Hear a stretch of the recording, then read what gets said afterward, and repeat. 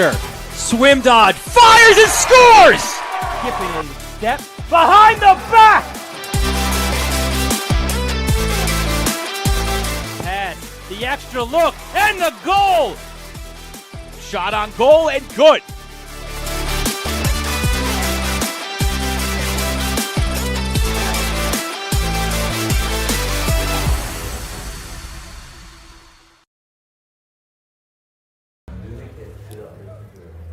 It is one of the greatest rivalries in the country as the Flyers of Chaminade, with a 9-3 record, take on the Friars of St. Anthony's, who come in at 8-1 in this showdown of Catholic League powerhouses presented by Wit Fit Athletics.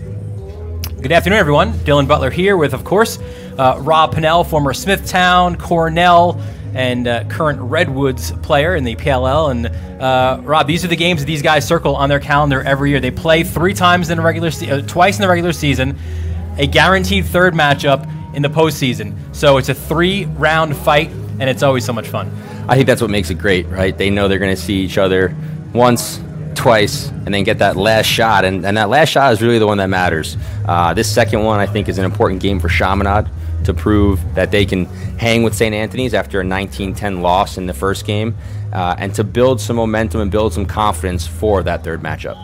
Yeah, both of these teams also coming off of losses, and St. Anthony's had that 11-5 loss in that ESPNU, part of that Geico Lacrosse Challenge, and that was a meeting between teams ranked number 1 and 2 in the country, and it's been a long time for St. Anthony. They've been practicing for like 10 days, trying to get that taste out of their mouth. And Chaminade, on the other hand, with a 1-goal loss at Del Barton on the weekend. But from that 19-10 loss, the Flyers are playing better lacrosse, certainly than they were a month or so ago. Yeah, they had a loss against Del Barton, who's another great team from New Jersey, but they have been playing better. They're becoming more of a team, figuring out what works, what doesn't, as many teams do, and they're looking to peak at the right time. And St. Anthony's is looking to do the same after a tough loss against St. John's. 10 days is a long time to play against each other, so they're going to be chomping at the bit to get after a different color today. For the Flyers, a star-studded attack, especially. All these guys are going to Division I schools, and today our impact player for the Flyers is their Notre Dame commit out of the midfield. Is Christian Alakwa, one of the leaders. He was a captain of the football team, so we know that he could run for days. We know that he likes the physicality, and he should have an imprint on this game here this afternoon. Yeah, he just makes an impact all over the field. He's playing offense, he's playing defense, he's extremely fast, extremely athletic in between the lines, involved in the clearing game, and obviously is tremendous on offense. So looking forward to him having a strong presence, not just on offense, but in between the lines. I think that's where he really can make a big difference for Chaminade. And Alakwa in that loss to Del Barton coming off a team-high 4 goals. So he's feeling it a little bit right now, and again, we should expect to see a lot from number 22 here this afternoon. For St. Anthony's, it's also a vaunted attack, right, with highly ranked guys, Michael Leo with going to Syracuse, Owen Duffy the junior going to Carolina, but kind of almost that forgotten guy among the attack line is a guy who probably on any other team on the island would be the guy, would be the alpha male. It's Jack Spidell going to Harvard, 21 goals, 7 assists, has been that unsung hero this year for the Friars. This offense is just loaded. Guys going everywhere, Syracuse, Carolina, Harvard, Navy, Penn State, Maryland. They have tremendous talent and guys that step up game in and game out. So it's just a matter of who's going to step up today, and then Jack may be that guy. Yeah, Spidell, a guy who maybe gets overshadowed by those two guys, but he's been a steady force throughout the year. He does a little bit of everything, and he does it all right as well. Let's take a look at the starting lineups presented by Catholic Health. First, for the Flyers, you've got Balsamo, Creo, and McMahon. All three of those guys, Division I recruits. Alakwa, Flaherty, and Landolfi in that first midfield. You go to the face-off, it'll be Noah Filippelli. Your D is Griffin Cole, Connor Collette, and Ben Fox. And in the cage for the Flyers is Colm Flynn, the senior, with 93 saves on the year. For head coach, the venerable Jack Moran in his 43rd year at the helm. He's retired as a physical education teacher, but he's not given up coaching lacrosse, and out of Division High School in 1970. For the Friars of St. Anthony's, it's almost an unchanged lineup, but there's been some injuries that have hit St. Anthony's. You've got Leo, Duffy, and Spidell up front. Your first midfield line of Ponzio, Carragher, and Green. Face off, Jordan Naso. Your defense, that's where there's a little bit of a change. You've got Colin Langton, Jaden Jenkins, and Kevin Kearns, where Jenkins is starting in place of the injured Max McCarthy, but Jenkins himself is also a little bit banged up, so we'll kind of see how long he can go. We expect to see a lot of Tommy Snyder as well.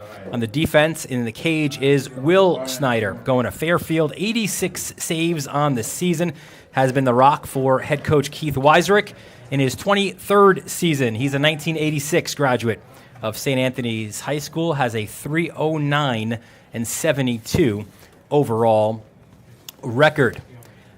So we mentioned about the layoff for St. Anthony's, which is a long one, especially in high school, especially coming off a tough loss. And we bring in our third member of our broadcast team now, Yao Bounsu, to break down a little bit of the why and also kind of how that's affected St. Anthony's.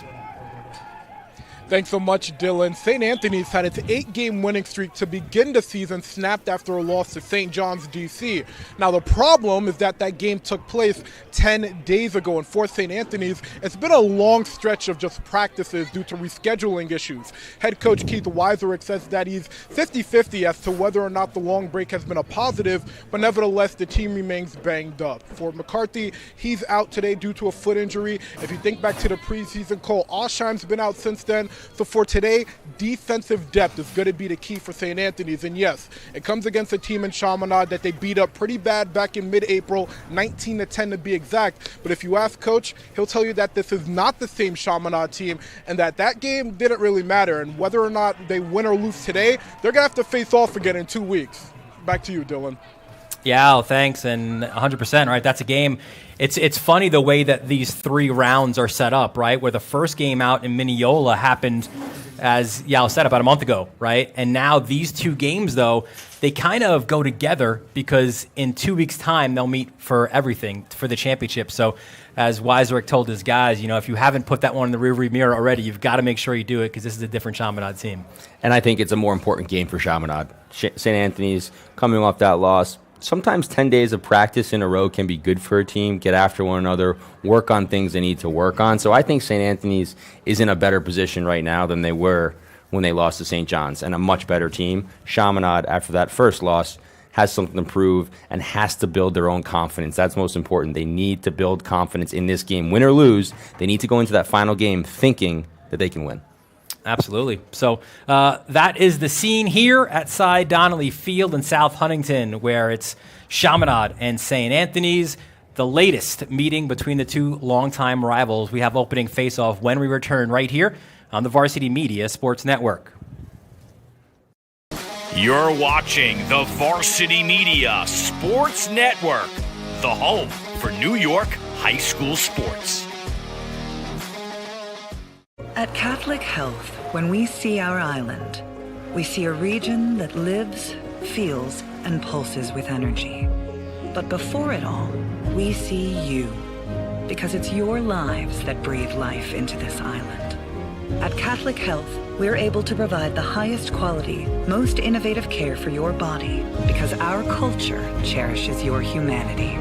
Long live Long Island. Varsity Media is the tri-state area sports leader. We offer an array of services for any team, coach, player, athletic director, and parent. From game film to live streaming, we are available to cover your event anytime, any place. Looking for an enhanced experience? How about a professional broadcast with multiple camera angles, announcers, graphics, and instant replay? Need a highlight reel? We produce individual highlights for college recruiting and team highlight videos for end-of-season banquets. And when it comes to social media, nobody has you covered better than us. hype videos, sideline highlights. We can tailor custom videos to make your team stand out on Facebook, Instagram, and Twitter. Why waste your time dealing with anyone else? When it comes to sports video, Varsity Media stands alone. Contact us at 516-403-2050 or online at varsitymedia.net. For the best action shots and the best angles, look no further than Varsity Media. Our experienced photographers capture your athletes' best moments right from field level. Plus, we offer great keepsakes like bobbleheads, posters, plaques, and prints. For more information about Varsity Media's photography services, contact us at 516-403-2050 or visit us online at varsitymedia.net. If you're an event organizer looking for a media company to cover live streaming, action photography, and game video for your event, look no further. Varsity Media travels throughout the Northeast covering weekend tournaments, showcases, and championships. Contact us today to learn about our services and packages at 516-403-2050 or visit us online at varsitymedia.net. At Catholic Health, when we see our island, we see a region that lives, feels, and pulses with energy. But before it all, we see you, because it's your lives that breathe life into this island. At Catholic Health, we're able to provide the highest quality, most innovative care for your body, because our culture cherishes your humanity. Long live Long Island. Parents and athletes, why leave your college career in the hands of amateurs? Varsity Media produces professional college recruiting videos that you can use to help land a spot on the team. Our highlight reels have proven to save thousands of dollars in college tuition. You've worked hard and put the effort into your high school athletic career. Don't take any chances when it comes to your future. Varsity Media has been producing college recruiting videos since 2010. We understand what college coaches are looking for, and our attention to detail on your highlights will separate your resume from others. Stand out from the crowd. We'll help showcase your talents. Contact Varsity Media today and order a college recruiting video.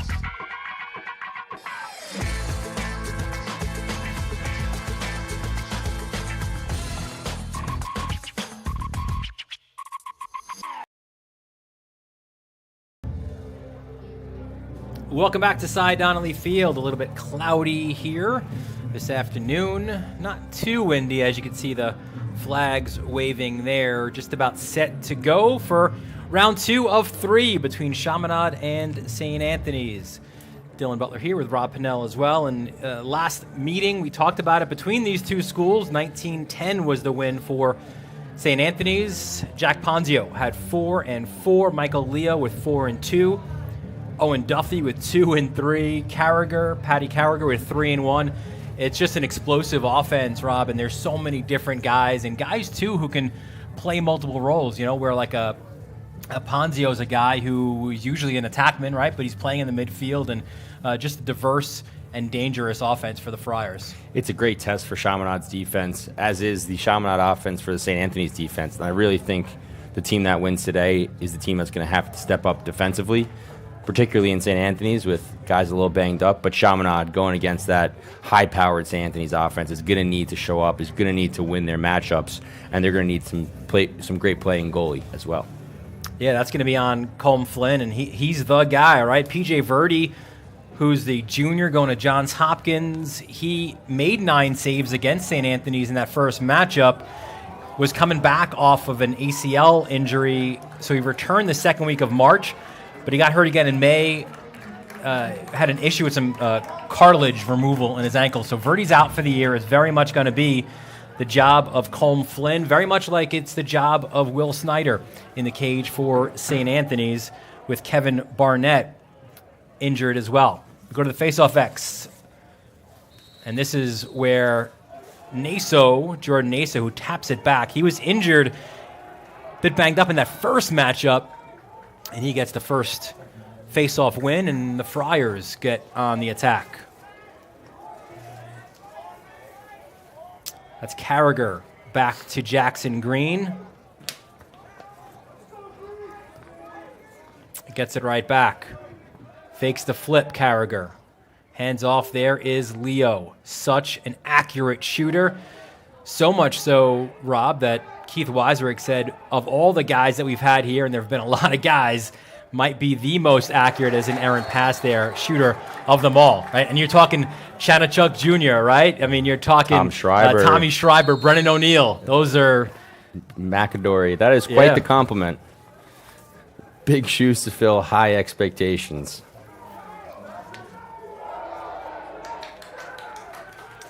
Here comes Alakwa. Swims and gets into the attack for Chaminade. Dumps it down low. Flaherty, I'm not sure how much of a shot he did get off, but... Looks like he just mishandled it. Great look. Almost a great opportunity for Chaminade. Would have been a great way to start the game. St. Anthony's back with the ball. Don't want to give their offense too many extra possessions, but I like Chaminade playing fast early to start here. Here comes Duffy! Splits 3 defenders. He's like, get off me, Pole. What a start for St. Anthony's. It's a great individual take here. He didn't have numbers necessarily, but he liked something that he saw. Middle of the field's a little open. He gets there right to 10 yards and rips it sidearm high. Put the Friars up 1-0. That's the junior going to North Carolina.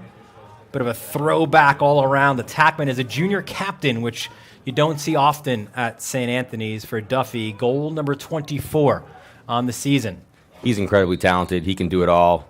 Quarterback the offense, pass, set up his teammates, but also get to the goal on his own as well.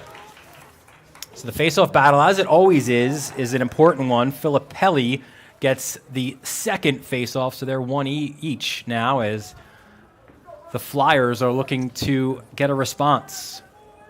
One thing that they do have to avoid is those long runs, and St. Anthony's can certainly score goals in bunches, so it's something that Jack Moran pointed to that we've got to avoid in this matchup. Yeah, I think it's important for Chaminade to stay patient on offense, knowing how high-powered St. Anthony's offense is. Ooh, Creo got loose and missed that shot.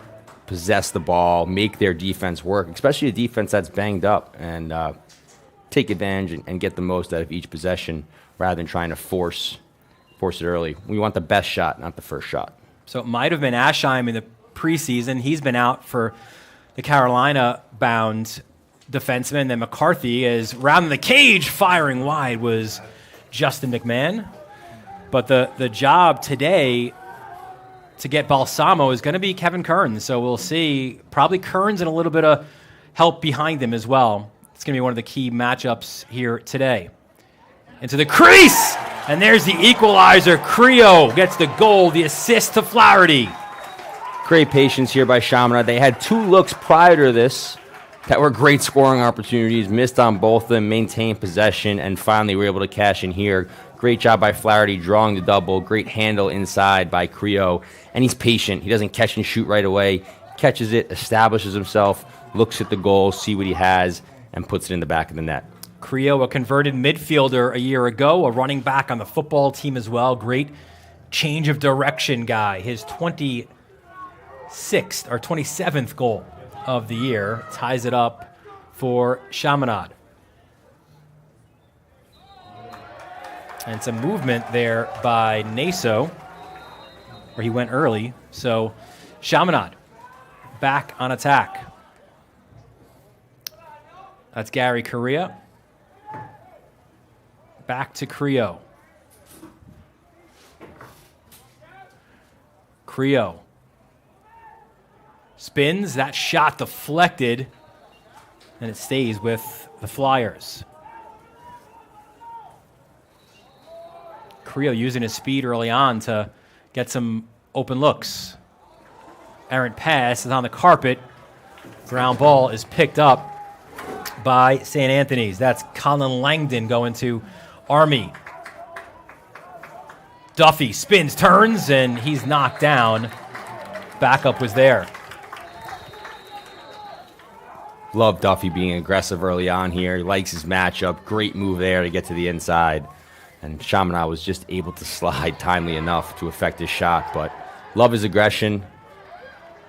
There he is again. 32 on 32.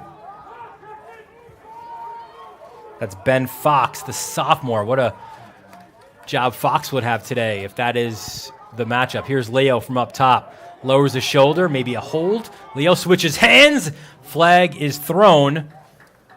And we'll have our first man up opportunity of the game.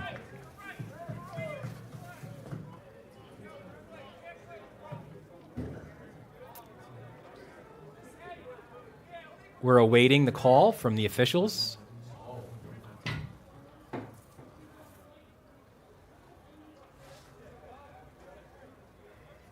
Illegal procedure, 30 seconds on Chaminade. So first man up for either team.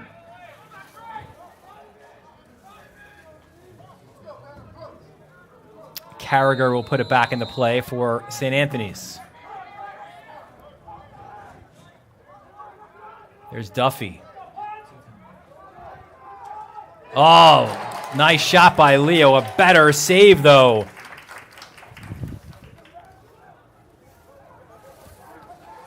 St. Anthony's, obviously, they'll ride regardless, but a little more aggression with the extra man. That's a fantastic catch. Spinning, turning, firing, and scoring! Jack Flaherty! Usually when you're man down, you slow the ball down, kill the penalty. Flaherty liked what he saw here, and he gets aggressive. That's his second point of the game with the first assist and now his first goal. He gets this, and he goes right down the middle of the field, runs by the first defender, rolls, and keeps it step down from 10 yards, and looks like it went 5-hole. And that's not an easy ball to catch, the way that he had to catch it in the midfield on the run. Did a great job there for Flaherty, the senior going to Navy. A host of Naval Academy commits for Chaminade as Naso wins the next face-off, but harassed. Ground ball's got to get picked up. Duffy does just that. Fires it down low. Knockdown, though, in front. Another ground ball. Expect these to be battled with ferocity on both sides. Still loose. Duffy.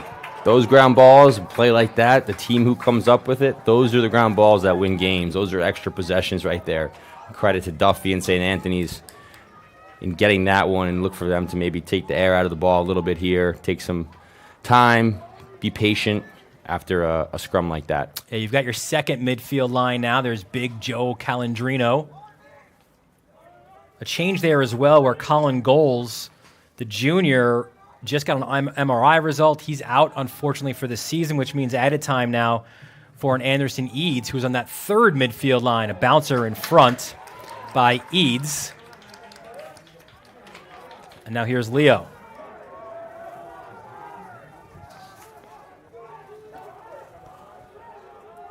Leo's got Flaherty on him, at least for the time being. That's Pat Flaherty, I should say, the younger brother, the short stick D-Mitty. Look for Chaminade to go early here if he does dodge. They already have a defenseman on top of the crease waiting to go. The feed comes in front, bounces around right into Flynn's stick. Yeah, that defenseman was Griffin Cole going to Williams. And here come the Flyers in transition. Low pass, though. And what looked to be a great opportunity for the Flyers, actually, they do win it back with Justin McMahon getting the ground ball. Those are one of those ground balls that we just talked about, right? Great ground ball by McMahon there. He could have went either way. St. Anthony's had a shot at it to pick it up first and steal a possession back. Chaminade keeps it here on offense with a 2-1 lead. I think Chaminade's going to play patient, especially when they do have a lead, although they've been playing fast early on, and it's worked for them. Yeah, I guess it's kind of that case you always have, right? If it's there, take it, go for it. But if not, let's be patient to give our defensive guys nice swim. Second move, goal line extended, and it's pushed back out. That's Aiden Lau, the junior, also going to Navy. Coach Amplo, he knows what he's doing. He's a great coach. He's a great recruiter. He knows there's some great players at Chaminade. And Just eaten up there was Korea. But Chaminade will maintain possession. Look to the crease. And the goal. Playing quick. McMahon. Burns to McMahon. Burns recognizes the situation here. Credit to him. Dead ball foul, loose ball foul. Okay, he picks it up and he plays fast. And he sees McMahon on the crease, finds him in a great finish under pressure inside, putting it around the goalie. 3-1 Chaminade. McMahon, the UPenn commit, lefty shooter, 15th goal of the year.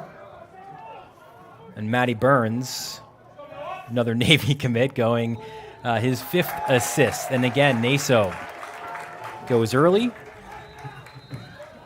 I like what I'm seeing out of Chaminade here early.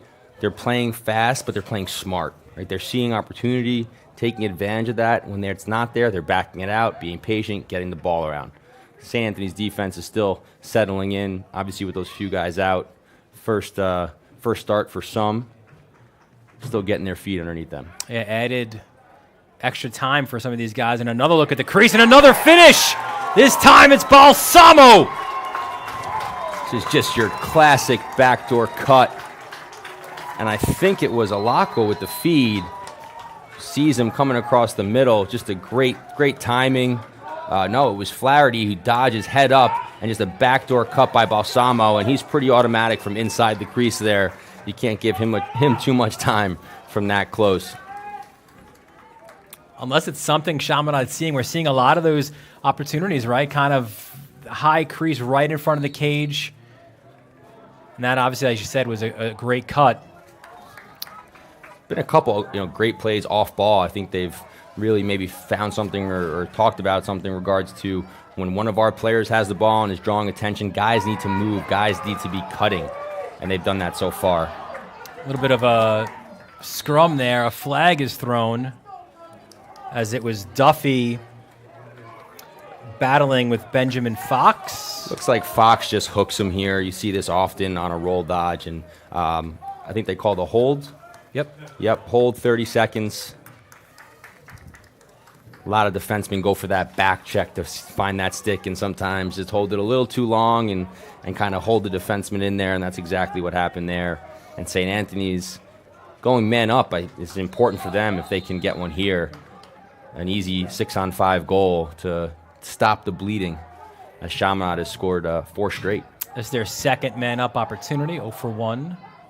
There's Duffy. Tries to get it to Spidell, and Rob, you wonder here early on, is this a little bit of that layoff, right? I mean, it's 10 days, you're only seeing each other for that entire amount of time. It could be. I've been on teams that have had long layoffs, and you can't wait to get out against another opponent. But it is a different speed. The game speed is different. Having 10 days off from that game speed may be affecting them a little bit early on. Look for them to settle in, though. They've got great players out there. And there's one of them right there. Good finish off a bit of a broken play, as that was Martin, 14.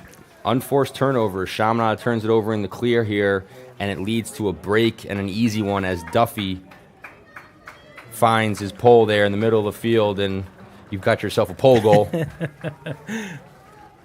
Wasn't that super dramatic one, like where the guy's just running down the field, going like 60 yards and over a hand shot? We'll take it, though. Martin made that one look easy. He did. Duffy made the feed look easy. Great answer for St. Anthony's. 4-2 here. 3:36 to go in the first. Chaminade with a 3-2 edge early on at the face-off X. Naso has gone early a couple of times. Wings are involved, and Naso gets it back. Naso! Looked like his brother there for a minute in that Duke Carolina game. We go the other way. There's Creo.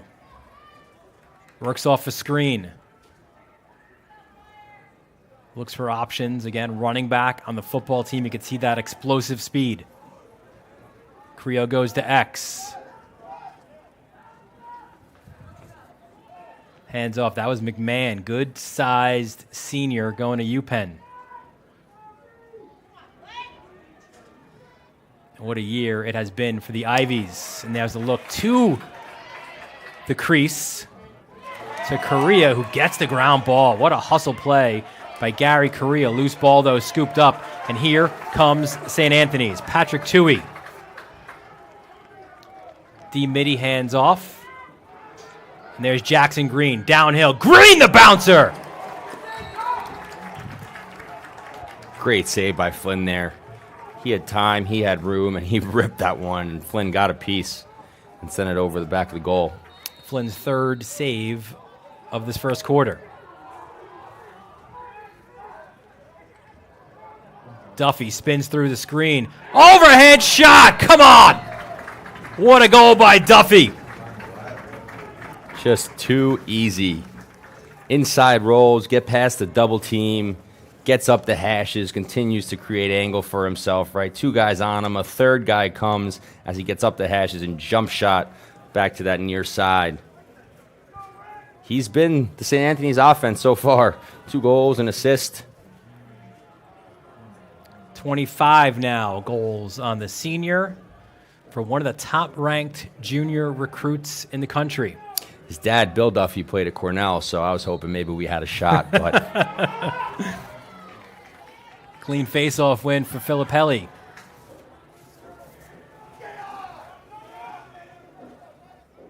As now Chaminade looks for the response. I was saying before, man, the Ivies, what a revival here, right? After not playing really for 2 years. I mean, nobody played 2 years ago, but now you've got probably 5 teams that could host a first-round game. They're saying 5 teams might get in, maybe even 6. I don't think 6, but 5 teams is realistic. Definitely 4, I think, as the Ivy League tournament starts this Friday up in Providence, Rhode Island. Brown hosting.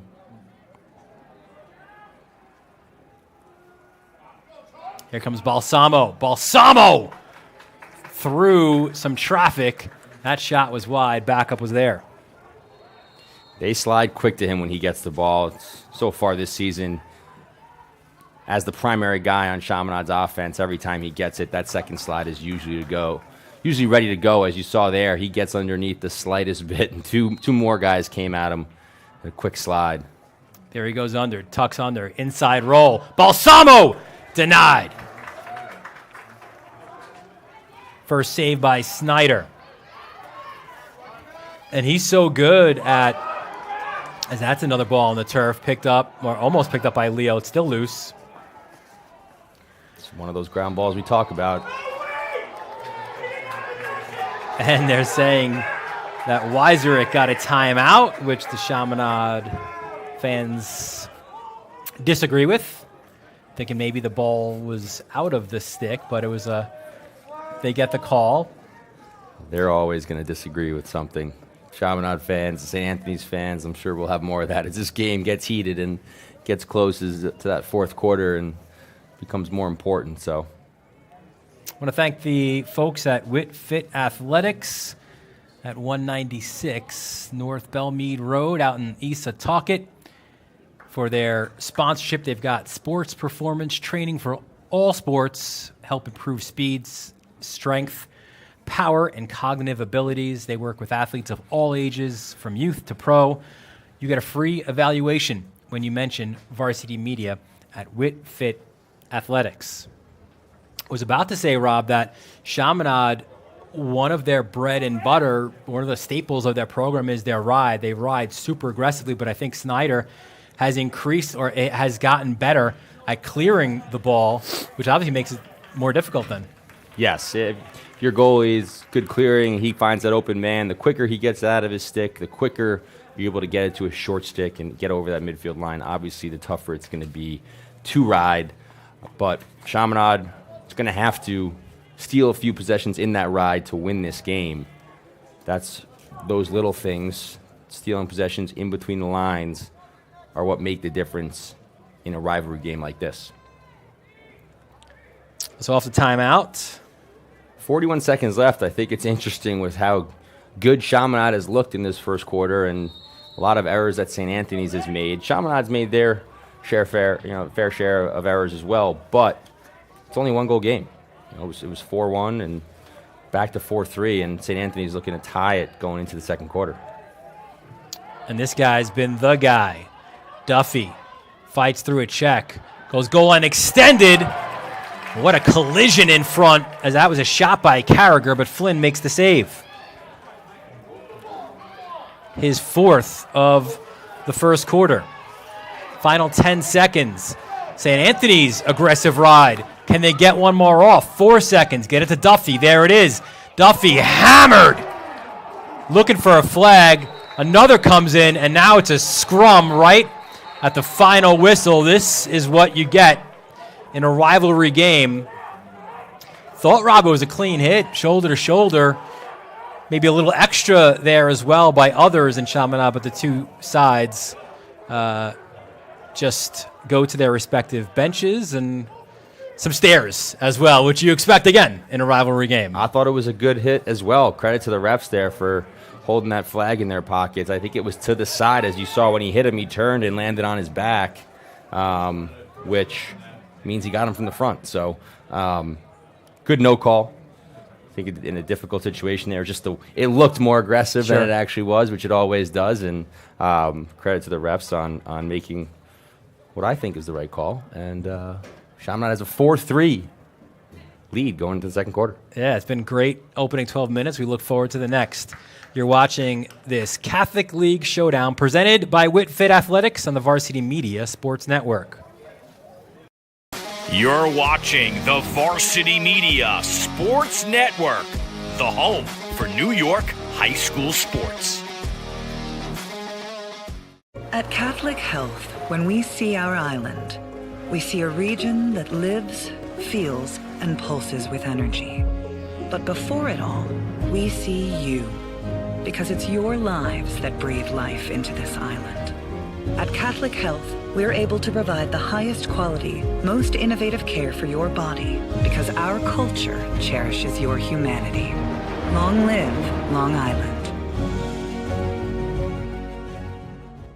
Varsity Media covers every sport at every level from every angle.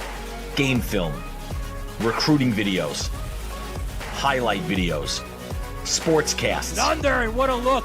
photography, live streaming. You name it, we offer it. Don't leave your video needs to amateurs. Trust the pros. Contact us at 516-403-2050 or visit us online at varsitymedia.net. Welcome back to Cy Donnelly Field. Dylan Butler here with Rob Pinnell. Chaminade have a 4-3 lead. Job well done, you'd have to say, right, in that first quarter for the visitors who, again, as we kind of broke this down, it's a little bit more on them to win this game, keep it close after that first loss, especially going into that third matchup at Hofstra.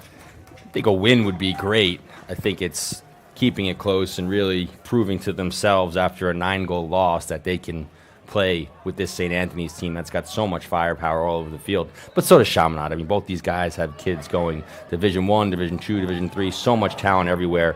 It's really just who shows up on that day. The face-off battle as even as the score. And that's from behind, and that's the difference there in those hits, right? You could see a little bit from behind as the flag is thrown. St. Anthony's will go man down for the first time this afternoon.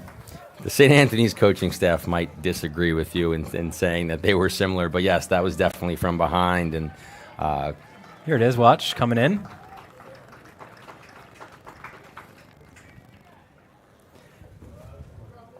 Chaminade's done a great job of playing fast, possessing the ball. I think they've had the ball on offense more than St. Anthony's has. They're winning the face-off X. The goalies got saves. So far, they're the better team today. Let's see how their man-up unit does here with a 30-second opportunity. And it's a sorry, Rob, to correct you there. It's a 1 minute. The word just came to the sideline on that hit from the back. I was checking that as well. So first man-up opportunity. Unnecessary roughness for the Flyers. Unnecessary roughness or an illegal body check. There's Flaherty. Fires it down low, and that was a pass. And when you're man up, especially, those passes have to be right on target again. Now we'll see this aggressive ride, obviously, or they went the other way. They said it was a shot. They were saying, no, they said it was tipped by a defender. Okay, there we go. I don't love the pass, though, for Chaminade. I think you have a man-up opportunity. You have a minute. Get that ball moving. Let everybody get the ball in their stick, feel it in there. Kind of went home run early. And then those skip lanes open up, right? After 5, 6 passes, he threw it off the second or third pass, looking for that home run pass. I think you take your time and get the best shot, not necessarily the first shot. Balsamo. Up top, there's Lau. Balsamo's being locked off here on man up. Very frustrating as a player being locked off, as you just want to play man up. It's one of the most fun things as an offensive player to do, but that just shows you the respect that St. Anthony's has for a player like him. He's a lethal shooter, he's a great passer, and being locked off on man up is the ultimate compliment, although I'm sure Charles is a little frustrated right now. Lau missed that shot. There was no backup, so St. Anthony's in a great situation here, looking to kill off the rest of this 1-minute penalty. Jackson Green steps in.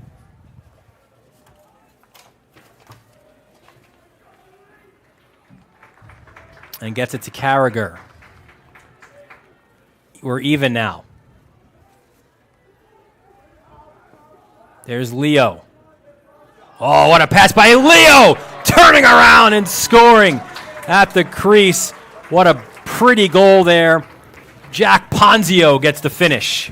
Leo just anticipates, right? Great players are able to anticipate. He sees Ponzio about to be open, right, as he cuts behind his defender, and he leads him with that pass. And Ponzio, a great lefty catch and finish. Reminds me of a fellow Friar that I know, Will Manny, catching it inside there in great hands, putting it low to high for Ponzio, the lefty. Ponzio's 13th goal of the year. He is a captain in waiting. And by the way, another Navy guy. Naso, the win. He'll go on and play at Holy Cross. Tied at 4 early goings of this second quarter. We're so happy you're able to join us here on a cloudy Tuesday afternoon out at South Huntington, Cy Donnelly Field. Michael Leo looking for options, looking for cutters. Fires it across. Quick ball movement. Nice fake and a shot. Oh, what a save by Flynn, denying Duffy. Great save by Flynn there. Great offensive possession by St. Anthony's. Leo sees the double already ready to come to him as he has the short stick on him, skips it to that backside, and a great one more to Duffy, who cans that probably 9 out of 10 times, but Flynn with a great save and flag down here. Yeah, this will be against Leo on the ride. So the Flyers looking to capitalize here. Lefty shot and a goal. Flaherty, his second. He's got 2 and 2 on the game. Flaherty came to play today. Right now, he's making the biggest difference in between the lines, right? That's the second goal that he's had, running the field, running by guys, running through guys, right down the middle of the field. And I'll tell you what, at his size, I wouldn't want to get in front of him either. That was a 30-second push that'll be waved off by the goal. So 5-4 the lead now for Chaminade as Jack Flaherty. He's got the size at 6'3". He's fast, can get inside you, shoots it extremely well, as we've seen. Has been playing really, really well for the Flyers. And definitely somebody went early, and that was Filippelli. Face-offs now 6-5 in favor of St. Anthony's.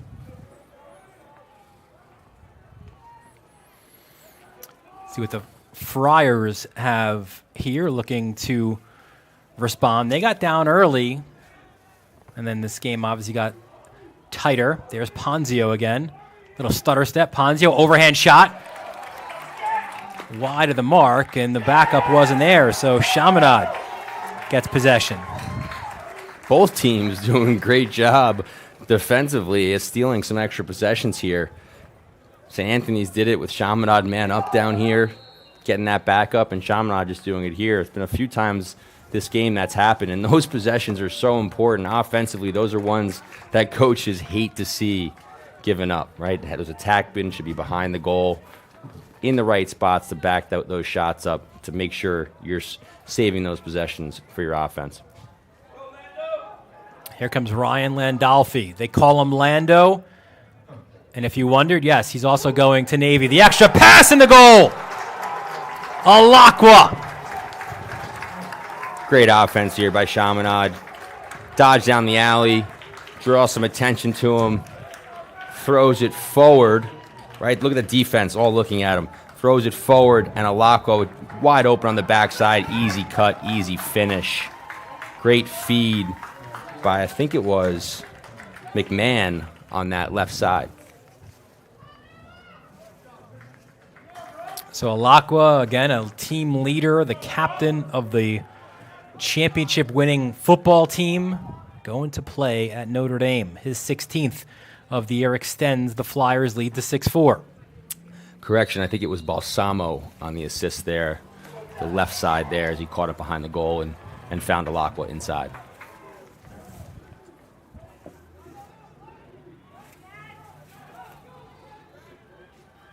So Balsamo with 1-1, and his team has a 2-goal lead. They've played in front for much of this game. Look out. Ground ball's got to be picked up. How about that defensive work?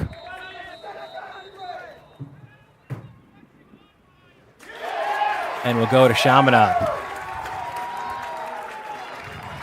I think the call was Owen Duffy was in a difficult position. He was on the ground over the ball. I think they might have called like withholding the ball from play. That's sometimes a call, so that may have been it there. And they give it to Chaminade. But that clearance there for Chaminade as it gets to Balsamo, the Duke commit. And there's that matchup that we wondered, right, who would see. It's Kevin Kearns. Balsamo gets inside. Slashes coming fast and furious. Step down low to high. That shot over the net by Burns.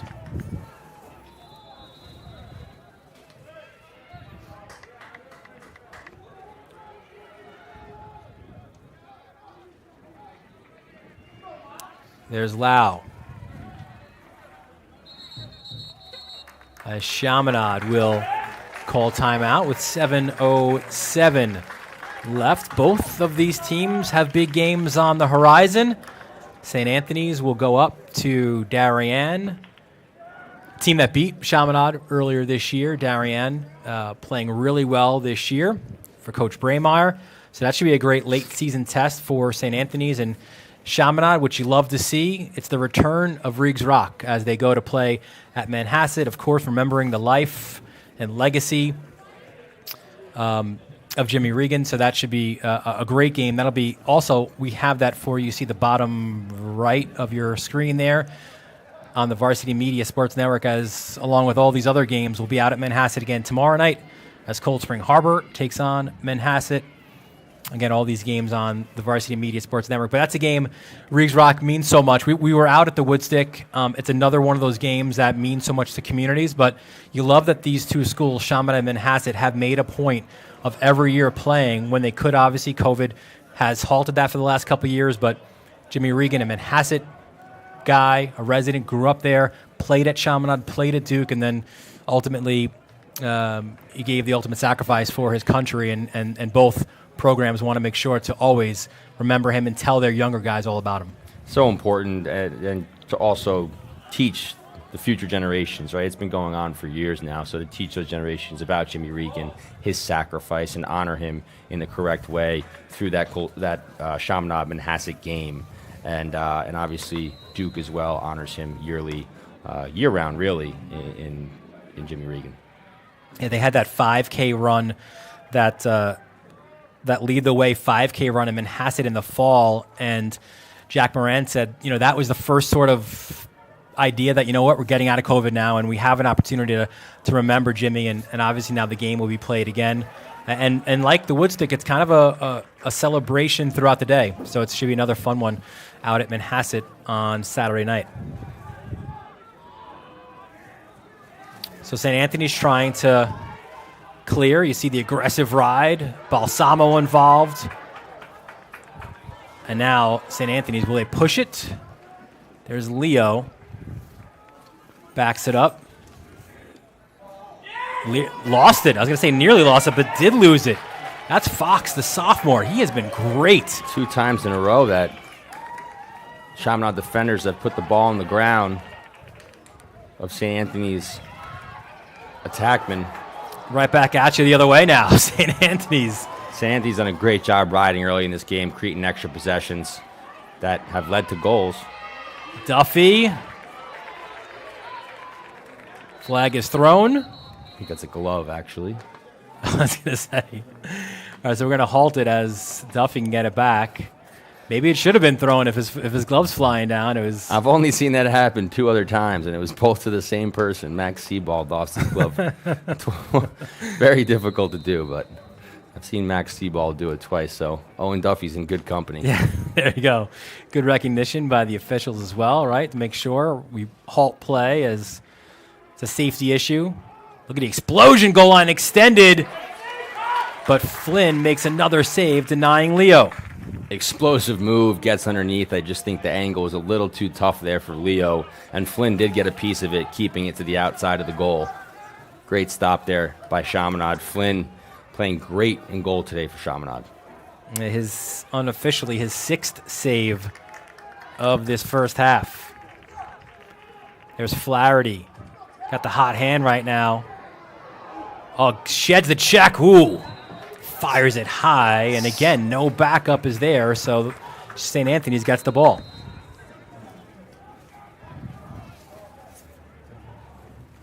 St. Anthony's has done a great job at stealing those extra possessions. For Chaminade, that is so frustrating, and you look for Coach Moran to maybe talk to his attack and make sure someone's back there, right? Guys are maybe hanging out in the crease. You need someone back there, especially when someone like Flaherty has the balls. He's able to create for himself. Leo hands off. And there's Ponzio. Rolls. Back up top, Leo. Extra pass, lefty sidearm shot, and rinse and repeat the other way as Chaminade will get the possession with no backup for St. Anthony's.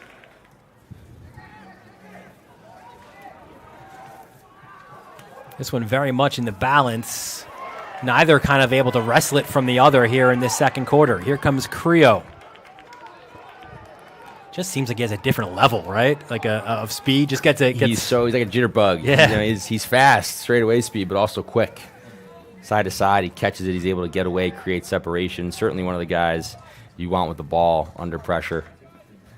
Not worried about him losing it. And that speed also and that aggression helps on the other side of the ball for the riding game. Losing it was Landolfi, and St. Anthony's looks to clear.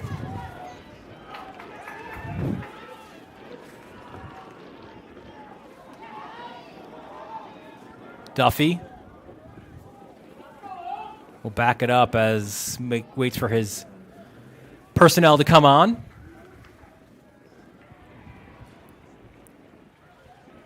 Started off fast-paced game, it was up and down, some scoring early on. It was 4-3 first quarter. We got 3 minutes to go here in the second, and only 3 goals have been scored in this second quarter. I think each team understands the importance of this game, and as this game goes further on, you're definitely going to see it, I think, become more a 6-on-6 game than in between the lines.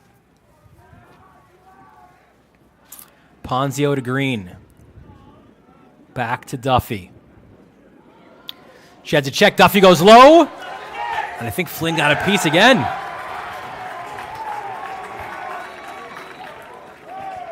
I'm not sure what the record is for other teams backing up, for defenses backing up the shot in a game. But I think this game has said it already so far.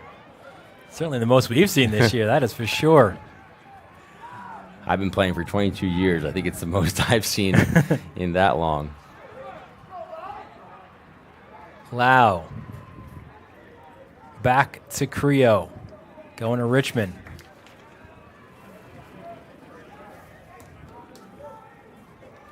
Creo pumps the brakes, looks for options. And they go up top, coming out of the box. Got numbers. Yeah. Good collapse by St. Anthony's there. That was Burns, kept it alive. Under 2 minutes left now in this first half.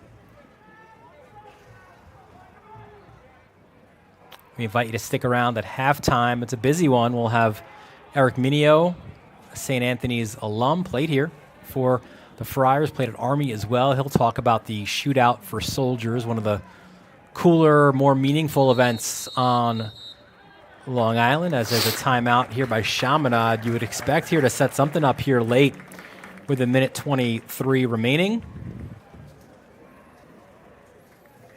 So that should be a cool interview. We'll have our Yao Bonsu speaking with Eric.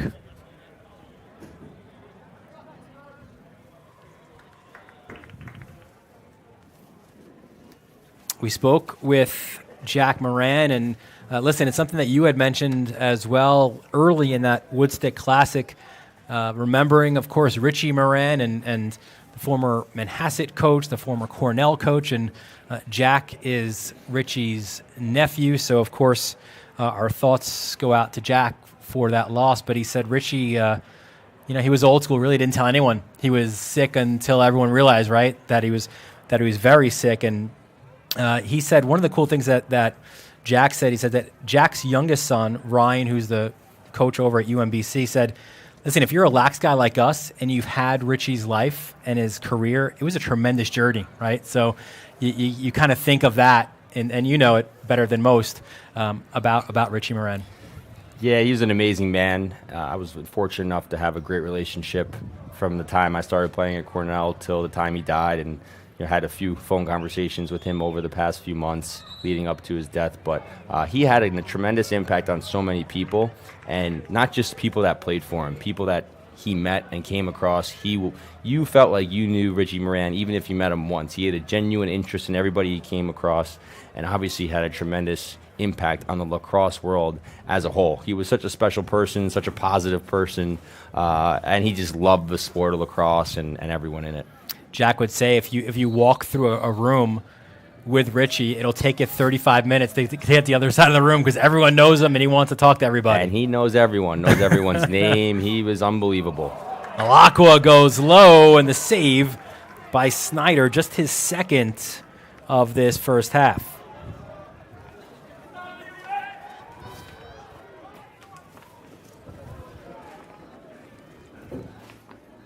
Here comes St. Anthony's, and they too will call a timeout to set things up here with 54 seconds left. One more point here about Jack and Richie Moran. Jack had a funny story, as he often does. He tells some great stories, but Jack said when he was at Division High School, right? Like he said he might have been like a sophomore, so maybe 1967, 68. Richie was the head coach at Manhasset, and Manhasset was still a powerhouse then, right? And Division was pretty good. So he was a Division student, Jack Moran said, and he went over and wanted to spend some time with his uncle and be on that sideline and kind of see Manhasset. He goes back into school. He said he had to defend himself almost. He's like, what are you doing on the Manhasset sideline? You're a traitor. But he's like, listen, that's my uncle on the other side. So I don't blame Coach Moran for wanting to spend time with his uncle and Richie Moran, and that's the impact he had on people. You want to be around him. There's a great podcast that came out today that Paul Carcaterra did. Mike French is on it, Tim Goldstein, Mike Levine, some legends in our game and legends in sports, and they do an unbelievable job of sharing some stories about Coach Moran, just the type of person that he was. He was a tough coach, and he was as competitive as it got, but off the field and in the locker room, he was a character and played tricks on everybody, and he welcomed it in return. And I've got some great stories of when I was up in Cornell of him playing some tricks on me. But he he was great, and he will certainly he will go remembered. And Lacrosse is better off today, and because of Richie Moran. 100%. That's the overtime. That's Kark's overtime podcast. If you guys want to check that out. Final 40 seconds of this first half. Jackson Green has it from up top. Green to behind. Under 30 now.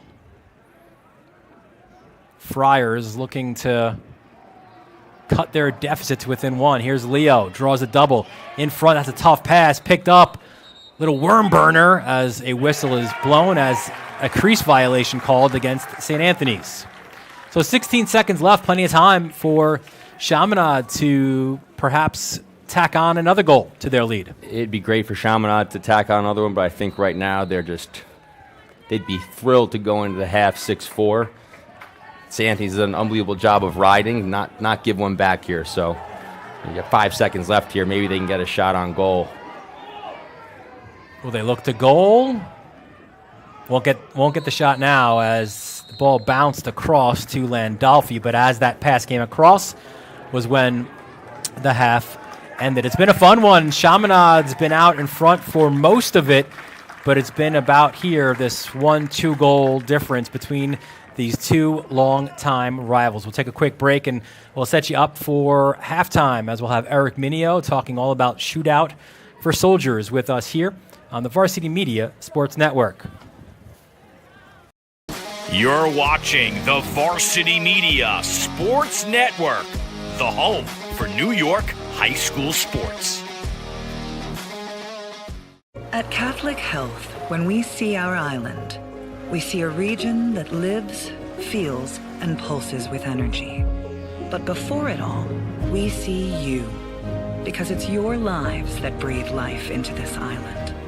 At Catholic Health, we're able to provide the highest quality, most innovative care for your body, because our culture cherishes your humanity. Long live Long Island. Varsity Media is the tri-state area sports leader. We offer an array of services for any team, coach, player, athletic director, and parent. From game film to live streaming, we are available to cover your event anytime, any place. Looking for an enhanced experience? How about a professional broadcast with multiple camera angles, announcers, graphics, and instant replay? Need a highlight reel? We produce individual highlights for college recruiting and team highlight videos for end-of-season banquets. And when it comes to social media, nobody has you covered better than us. Hype videos, sideline highlights. We can tailor custom videos to make your team stand out on Facebook, Instagram, and Twitter.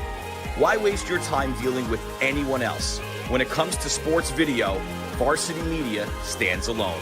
Contact us at 516-403-2050 or online at varsitymedia.net. For the best action shots and the best angles, look no further than Varsity Media. Our experienced photographers capture your athletes' best moments right from field level. Plus, we offer great keepsakes like bobbleheads, posters, plaques, and prints. For more information about Varsity Media's photography services, contact us at 516-403-2050 or visit us online at varsitymedia.net. If you're an event organizer looking for a media company to cover live streaming, action photography, and game video for your event, look no further. Varsity Media travels throughout the Northeast covering weekend tournaments, showcases, and championships. Contact us today to learn about our services and packages at 516-403-2050 or visit us online at varsitymedia.net. At Catholic Health, when we see our island, we see a region that lives, feels, and pulses with energy. But before it all, we see you, because it's your lives that breathe life into this island. At Catholic Health, we're able to provide the highest quality, most innovative care for your body, because our culture cherishes your humanity. Long live Long Island. Parents and athletes, why leave your college career in the hands of amateurs? Varsity Media produces professional college recruiting videos that you can use to help land a spot on the team. Our highlight reels have proven to save thousands of dollars in college tuition. You've worked hard and put the effort into your high school athletic career. Don't take any chances when it comes to your future. Varsity Media has been producing college recruiting videos since 2010. We understand what college coaches are looking for, and our attention to detail on your highlights will separate your resume from others. Stand out from the... We welcome you back to Cy Donnelly Field halftime here at Chaminade with a 6-4 lead over the Friars. You've got a special guest with us now as Eric Minio joins Yao Bantu to talk about the Shootout for Soldiers coming up this summer in Massapequa.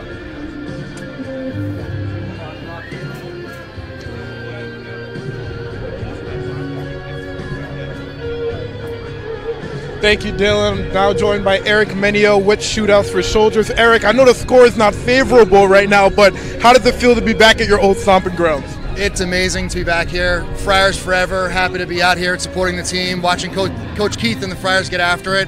I'm here with my best friends I played lacrosse with 20 plus years ago. It's a special day to be back. And after you left here, you did not only carry on your passion of lacrosse, but you developed a new passion for assisting veterans. So why don't you tell me about Shootout for Soldiers and the great work you guys are planning to do in the upcoming months? And that's so great, and I'm blessed and privileged to be the leader of Shootout for Soldiers. We're in our 10th year.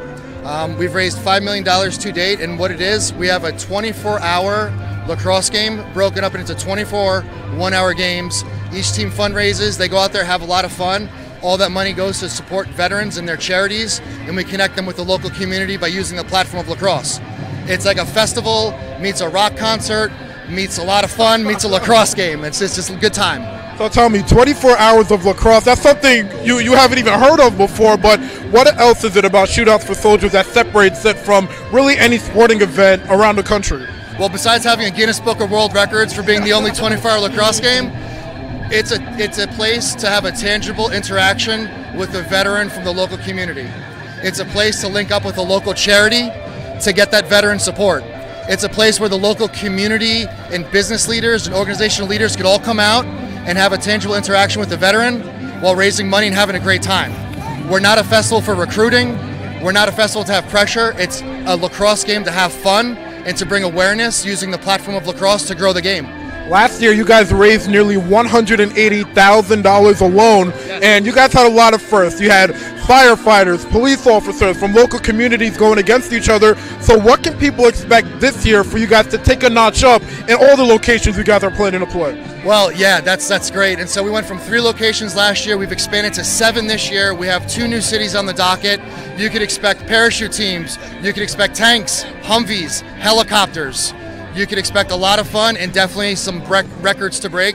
But most importantly, memories of a lifetime. And come out and have fun with that.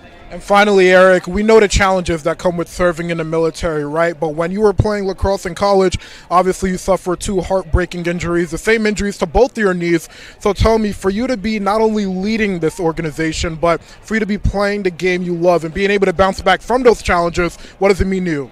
It means the world to me, and I thought after my career was over, after the injuries, after West Point was done, I thought I'd never play lacrosse again until Shootout for Soldiers presented itself in 2012.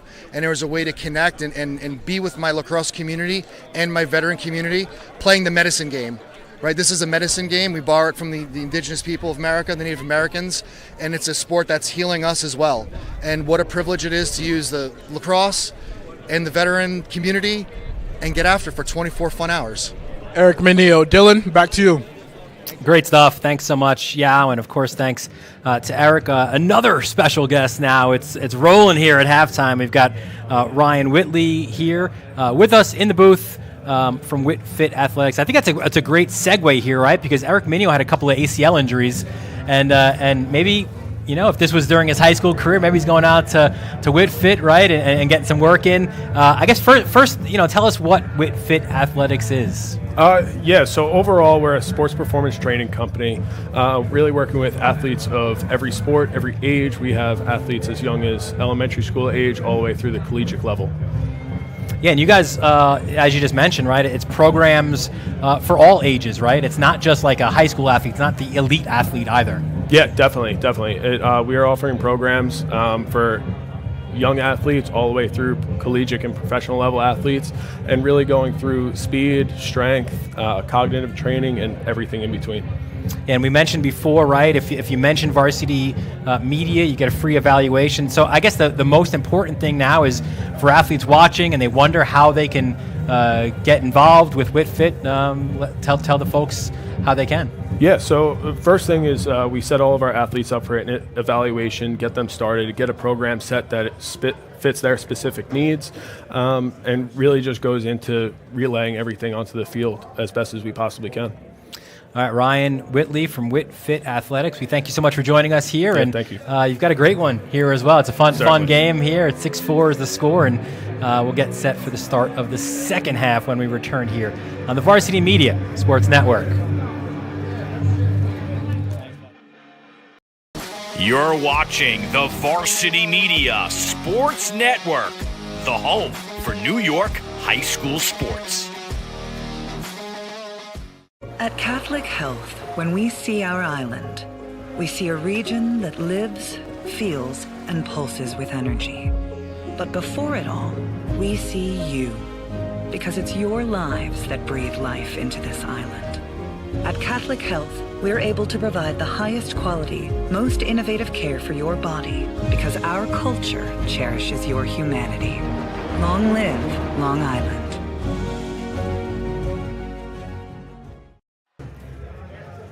Welcome back to Cy Donnelly Field. Dylan Butler, Rob Pennell with you. Second half just about to start. It's Chaminade with a 6-4 lead over St. Anthony's. It's been a fun first half. We expect it to be even better here in the second.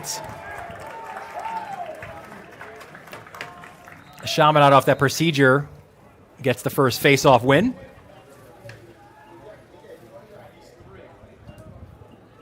I want to thank, of course, our halftime guests, Eric Minio with Shootout for Soldiers, as well as Ryan Whitley from WhitFit Athletics. Spinning, turning, look out, space to shoot. Landolfi's denied, though.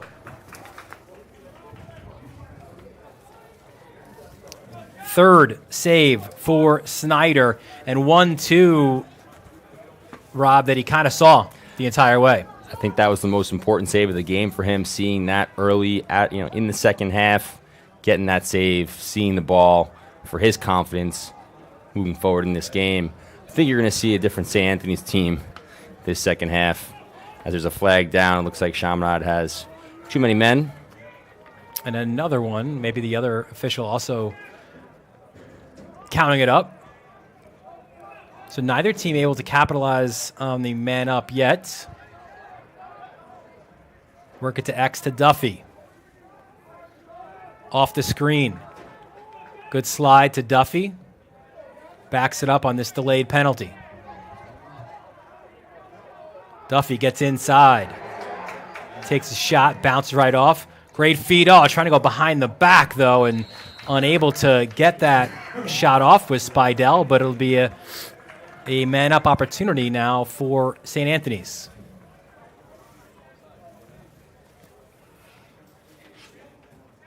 We'll await the call here by the officials.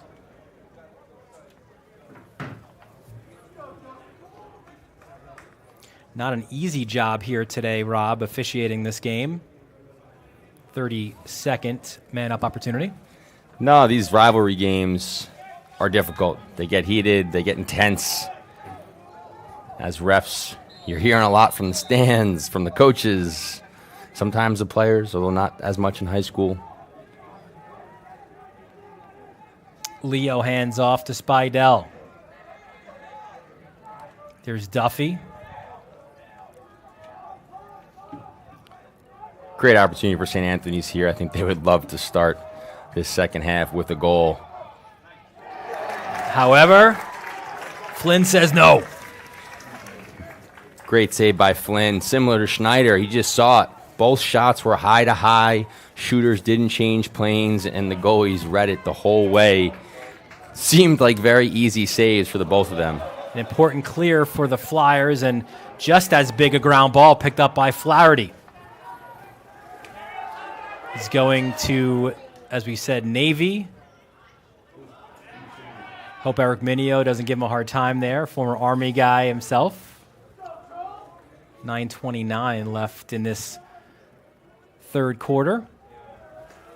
Chaminade just waiting out the penalty here. Should be released soon. It is now. As out of the box comes Landolfi.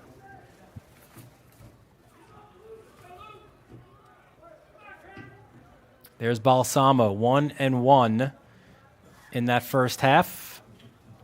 A guy who plays 100 miles an hour at all times. Tough one to scoop up. Here come the Friars. Ponzio. Good job defensively, right?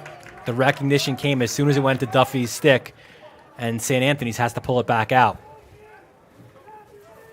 There's Green, a little giddy up in his step. Green beats defender, nice fake, off the bar. Ground ball picked up by Spidell, so St. Anthony's maintains their possession. Leo! Side netting. No, goal. I thought it hit the outside of the netting, and no reaction from Leo either. Just a great shot here. Puts it near side, just off the pass, and he just steps in and rips it from that lefty wing, near side. On Flynn. St. Anthony's cutting it to 1 goal here. Usually you see a bigger celebration. Maybe Leo's just upset, right? I think everyone was a little confused if it went in or not, and the only one who knew was Flynn as the goalie. His 23rd goal of the year for Michael Leo, going up to play at Syracuse. We talked about Amplo and Navy and all the guys, a lot of Syracuse. A lot of guys going north up to Syracuse from the islands. Look at this ride. Pole goal. As easy as they come. Ricciardi. If St. Anthony's wins this game, it's going to be because of their ride today. It's been fantastic. They've gotten a few easy goals like this one. As put to the ground by Leo there. Great job in the ride. And the easy finish there by Ricciardi. Senior bound for Sacred Heart. Nice tandem he has at that LSM with Luke Martin, the junior. Johns Hopkins bound. 6-6. Back-to-back goals for the Friars. Wings involved. Rugby scrum for this face-off. A great ground ball by Martin there. Huge one. And again, St. Anthony's looking to run. Oh, what a goal! Spidell!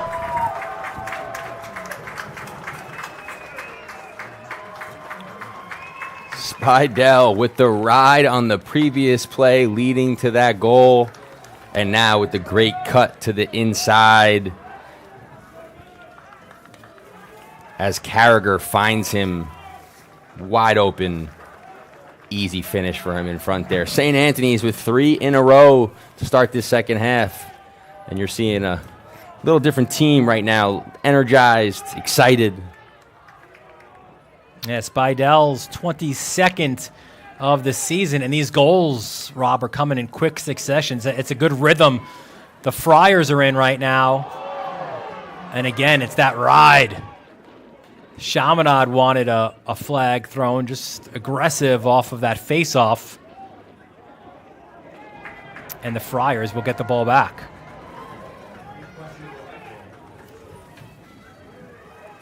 So St. Anthony's feeling it now. Right off of halftime, you wonder what was said, maybe some of the adjustments made, because they've certainly answered the bell here to start this second half. It's certainly a game of runs, as we've seen all season long, especially in these rivalry games. Those goals tend to come in 2, 3, 4 goal spurts, and St. Anthony's on a 3-goal run right now. Could make it 4. Another look. High crease. Chaminade in desperate need of a stop, and they get it. And now they're off and running. Lefty rip. Wide of the cage. That was Wyckoff, the junior defensive midi. McMahon gets it back into play. Hands off up top. And there's Lau. Lau's got the D-midi Dylan Meta on him. Works off the screen from X. Inside roll, loses to Meta. Gets it back, shoots, and scores. How about that GB in goal? He just wanted to pad his ground ball stats there as he picks up his own loose ball there and finishes with ease on the crease. As you see, Schneider kind of comes out. No goalies in there. He picks it up and finishes on the open net. The answer that Chaminade needed, not sure in the way they wanted it, but a goal is a goal, and we have a tie game. They will take it. 7 apiece with 6:39 left in this third quarter.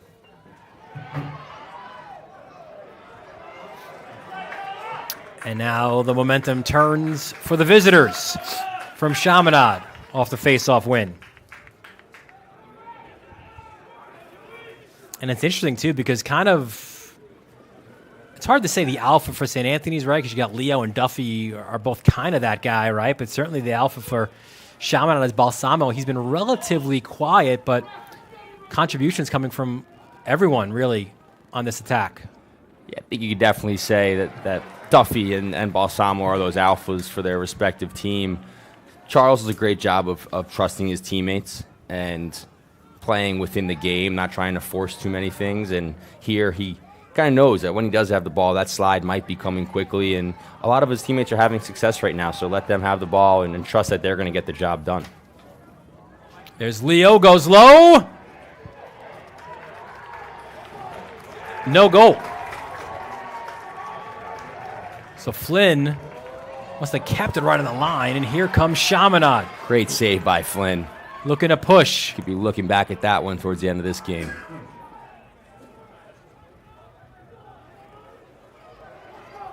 And if you're a high school lacrosse fan, you're like, I want to see more of Balsamo and Duffy. Don't worry.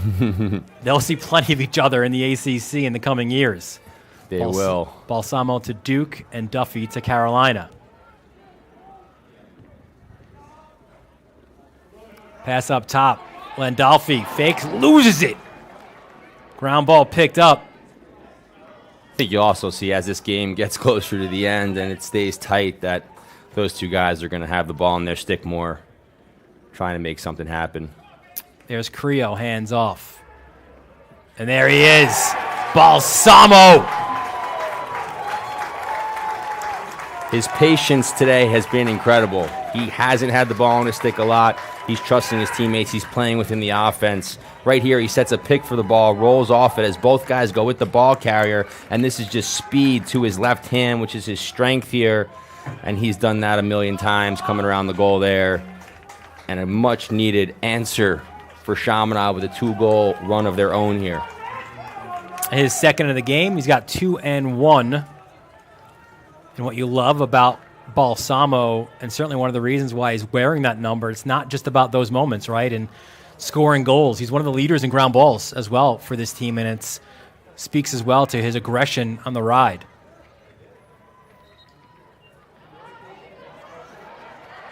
Naso the win. We go the other way. This has been as advertised. Certainly a closer game than round one in Mineola. That St. Anthony's. It was a 2-goal game early in the third quarter, but the Friars kind of kicked it into gear. Behind the back pass from Duffy to the crease. It's loose. Kicks all the way out to midfield where Ponzio will pick it up. Unbelievable play by Carragher there. Things that will go unnoticed on the broadcast here. He just saw that ground ball in the crease, and he just goosed it out to his teammate to save possession for St. Anthony's. That's a possession that could lead to a goal and win a team a game. And Ponzio delivers from distance. What a goal for St. Anthony's. This starts with Carragher's goosing of the ball outside of the crease. And that's what leads to this shot from deep, but with heat. St. Anthony's ties it up, 8-8. Ponzio, second of the game, 14th of the year.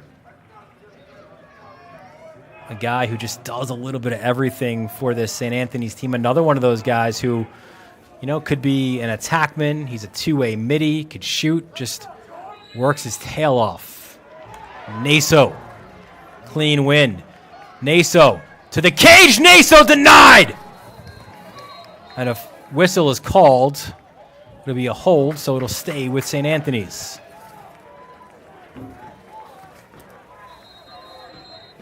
And Flynn, another save. It's funny, both of these programs mirror each other in terms of their goalies this year, where they were splitting time and it was a shared responsibility. Injuries means that, what a look by Calandrino to the cage. Spidell with the finish, but this look is off the charts. Calandrino out of the roll dodge here, finds him on the backside pipe and finishes. He's just sitting there and he hits him. And what a great little twister, as you call it there. He's got the stick in his right hand, brings it back to the left side of his body and finishes that on the goal. But that starts with the pass there. Great connection. Great goal.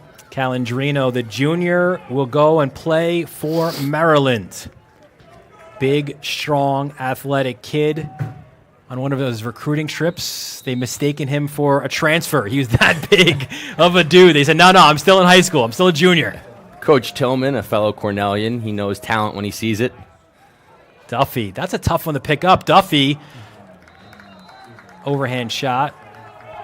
Another jump shot attempt. Leo gets the backup, and we've now seen more backup. You had to figure this is one of those talking points for both teams at halftime. Absolutely. Those possessions go a long way. We approach 3 minutes left, 9-8 the lead for St. Anthony's. Great check. Oh, really good one by George Urich, going to Lafayette. Urich splitting time at LSM with Owen Murphy, who's going to Lehigh. Chaminade looking to play fast here, right down the middle. Little bull dodge, and then off the pipe. That was Pat Flaherty. We go the other way. Leo, eyes up, finds Duffy. Duffy, another tough look, and Spidell the finish! Duffy's been playing fast all game, attacking his matchup early in possessions. This is why he's one of the best players in the country in his class. This is why he's going to North Carolina. He plays with his head up. He dodges here, gets to spots where he's dangerous. Attack the top side, back underneath, double team comes. He's able to get this pass off quick. Spidell wide open, and he's buried that one all game long. Yeah, I was going to say, Rob, similar to one of his earlier goals, right? Just kind of catching it, turning in front, and finishing well. His third of the game. Duffy has 2 and 2, and 2 is the lead now for St. Anthony's with 2:30 left in the third quarter.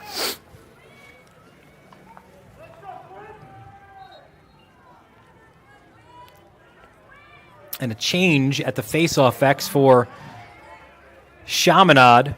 That's William Ball. He's a great story, number one. We'll get to that in a moment if we can. McMahon says, story time's over. I'm getting to the net. We talked about those ground balls early in the game, the ones that make a difference, those ones in the middle of the field. Who can come up with them? Well, Chaminade comes up with this one, and a great second ground ball by McMahon, and he finishes it inside. Stop the 3-goal run by St. Anthony. Chaminade with one of their own, 10-9. I'll get to the story now with Bell going to the faceoff X. He is a freshman, the only freshman to ever play on the varsity team. They had to get like a special, as Naso looks like he's down off that faceoff. But Bell's a guy who, you know, with Filippelli a little bit banged up last year, there was a talk of Ball, I should say. Can he play, right? They had to petition the school, and the reasoning that Ball is on varsity is because he plays a special position. You know, he's a Fogo, he's coming right off. So there's not an injury concern for him. So that's the reason why he's able to play. And listen, Chris Clark, who played at Chaminade, played at Hofstra, he's the face-off coach. He comes in 3 days a week, works with both of the guys, and Ball's brother, James, facing off at Yale as well. So that's a pretty cool story that Ball is able to do that, as Naso still down for the Friars, but remarkable, right? With Chaminade, with all the teams they have. You look at who's come through. I mean, I'm in the PLL today. You have guys like Mike Earhart and Brendan Fowler, Matt Kavanaugh. I played with Matt Gibson for a number of years in the Lizards, and there's some amazing players that have come through to have amazing careers and still playing today that haven't played as a freshman on varsity. So credit to him, and I'm sure him and his brother, James, who I know from working out together, get after each other in the backyard at home. No doubt about it. We'll take a quick break on this injury timeout. 2:10 left here in the third quarter. It's St. Anthony's with a 10-9 lead. You're watching this Catholic League Showdown presented by WhitFit Athletics on the Varsity Media Sports Network. You're watching the Varsity Media Sports Network, the home for New York high school sports. At Catholic Health, when we see our island, we see a region that lives, feels, and pulses with energy. But before it all, we see you, because it's your lives that breathe life into this island. At Catholic Health, we're able to provide the highest quality, most innovative care for your body, because our culture cherishes your humanity. Long live Long Island. Varsity Media is the tri-state area sports leader. We offer an array of services for any team, coach, player, athletic director, and parent. From game film to live streaming, we are available to cover your event anytime, any place. Looking for an enhanced experience? How about a professional broadcast? Welcome back to Cy Donnelly Field. Naso helped out to the sideline, looked shaken up. We wish him certainly the best going forward, as Chaminade will put the ball back into play.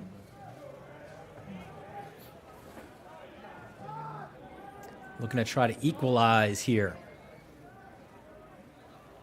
There's Alakwa.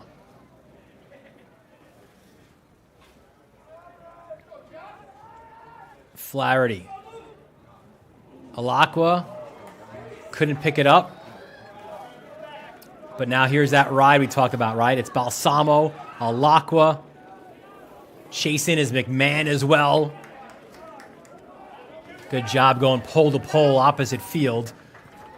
Nice patience by St. Anthony's there.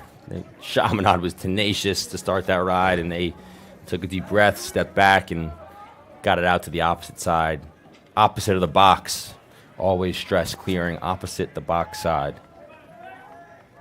So as we approach a minute left, it's Green coming out of the box. He'll get the ball now, and Friars maybe being a little patient here, and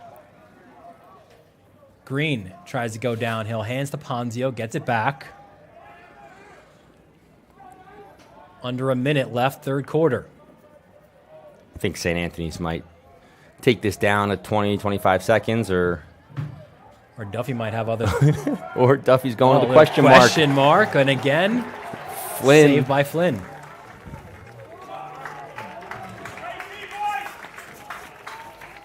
And now it's Chaminade a chance to perhaps hold for the last and send this game into the fourth quarter tied at 10. Guys coming out to do that, right? Alakwa comes on. 15 coming up. And now the dodge occurs. Flaherty. Creo, that little jitterbug. Pass off the mark, though, and scooped up by St. Anthony's. And they'll just let this clock run down. Will Duffy have something else to say about it? Duffy, side netting. Side netting, no goal. What a game we have for you here at Cy Donnelly Field. A one-goal game as one of the greatest rivalries in America will go to the fourth quarter, separated by one goal. You're watching it all right here on the Varsity Media Sports Network. You're watching the Varsity Media Sports Network, the home for New York high school sports. At Catholic Health, when we see our island, we see a region that lives, feels, and pulses with energy. But before it all, we see you, because it's your lives that breathe life into this island. At Catholic Health, we're able to provide the highest quality, most innovative care for your body, because our culture cherishes your humanity. Long live Long Island. For the best action shots and the best angles, look no further than Varsity Media. Our experienced photographers capture your athletes' best moments right from field level. Plus, we offer great keepsakes like bobbleheads, posters, plaques, and prints. For more information about Varsity Media's photography services, contact us at 516-403-2050 or visit us online at varsitymedia.net. You're watching the Varsity Media Sports Network, the home for New York high school sports. Welcome back to Cy Donnelly Field for the fourth quarter. Here, as it's St. Anthony's with a 10-9 lead. Dylan Butler, Rob Pinnell with you here on the Varsity Media Sports Network. Our Yao Bonsu reporting from the sideline, having a quick conversation with Coach Weiserick, said Naso's been a little bit under the weather, flu, and came off a bit dizzy there, obviously. So he will go to the sideline as it's a switch at the face-off X now, obviously, as coming in is Michael Moon. The sophomore has split time at times with Naso kind of being banged up earlier in the year as well. So now in this battle of teams with all these seniors and juniors going to D1 colleges, you've got a sophomore and a freshman going at it at the face-off X. He's got reps, live reps, and that's important. Yes. It's not just some guy that hasn't played coming in here. So, but still, it is the fourth quarter, and he's coming in. He's a lot of pressure. So see how that face-off X plays out as this game comes to an end.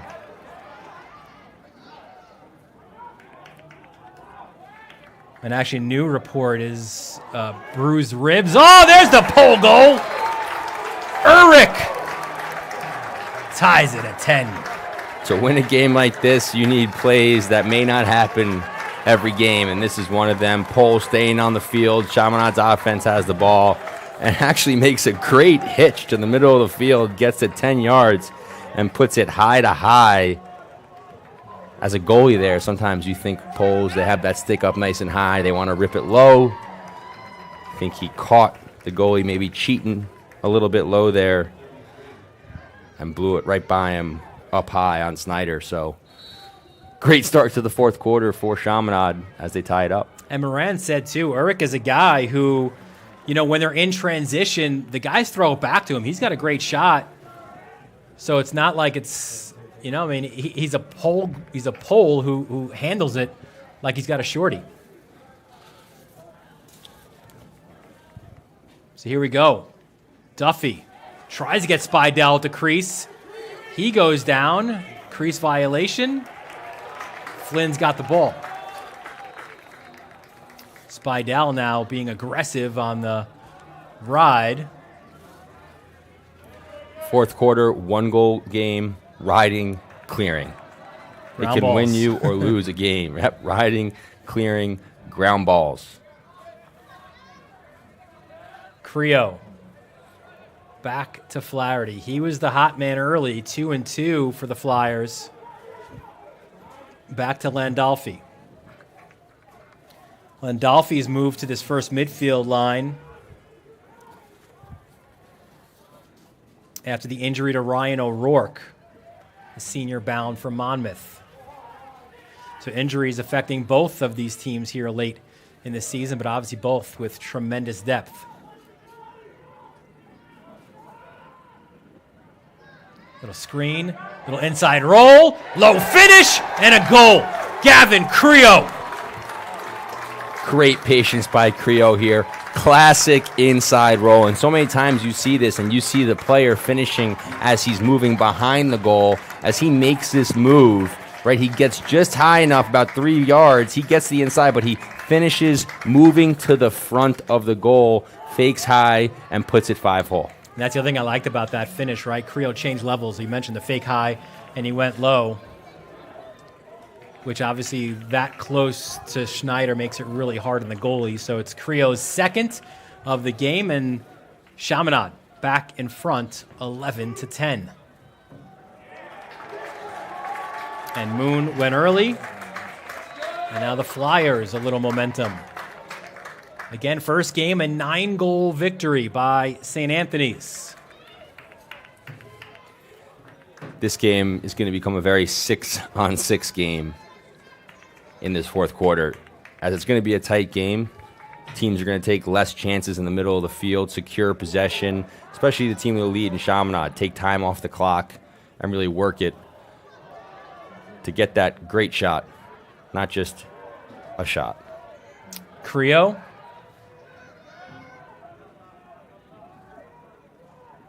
Spins from X, goes the other way. Shot wide, backup was there. Good look by Creo. Good look. Faded away a little bit. Maybe continue up the hashes, get a little higher, increase his angle, try and get to the middle of the field. There's Balsamo. Kearns on him, gets inside. Balsamo still has it. To Creo up top. They'll dodge from there. That's Matt Burns. Back out to Lau. Lau, low shot. Schneider. Big save. Makes the save.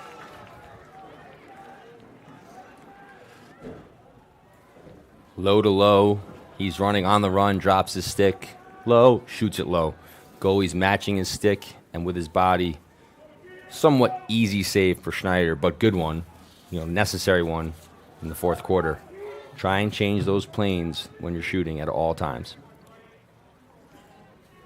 And the guy who said that knows a lot about why that's so important.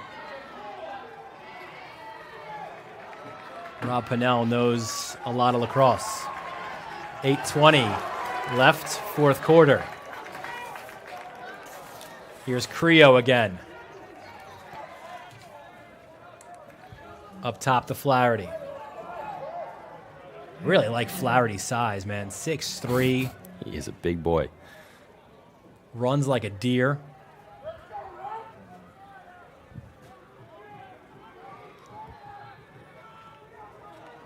You see Chaminade being patient here.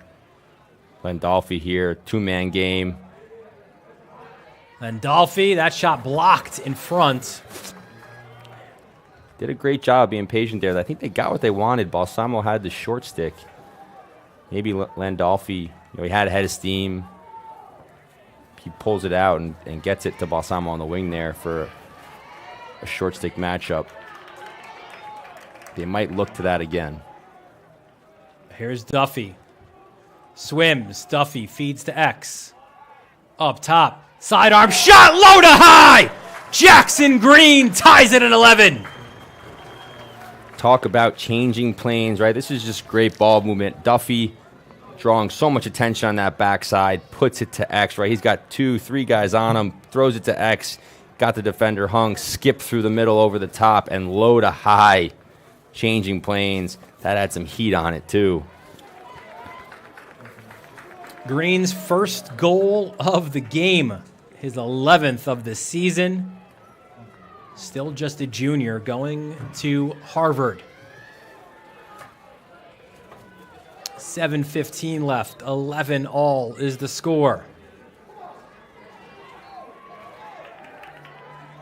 And Naso back in at the faceoff X, and there he is. I think Naso's a gamer. You knew it by the last name, Spidell.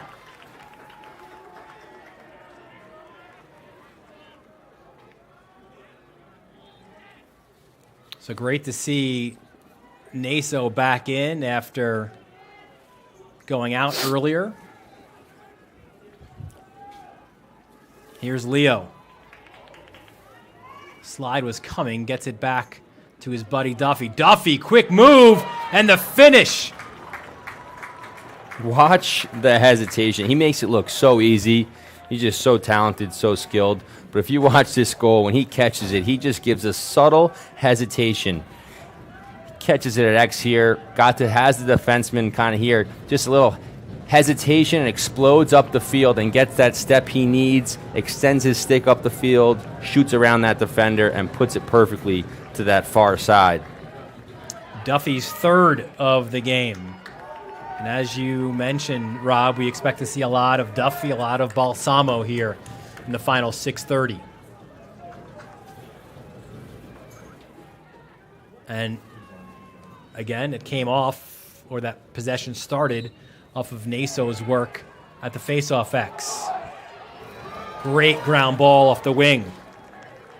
That was Luke Martin. And here's Green. Ponzio, step down. No, he fired from there earlier and scored. Good decisions there by the St. Anthony's offense. You've got that lead now. Take some time off the clock. Pass it around.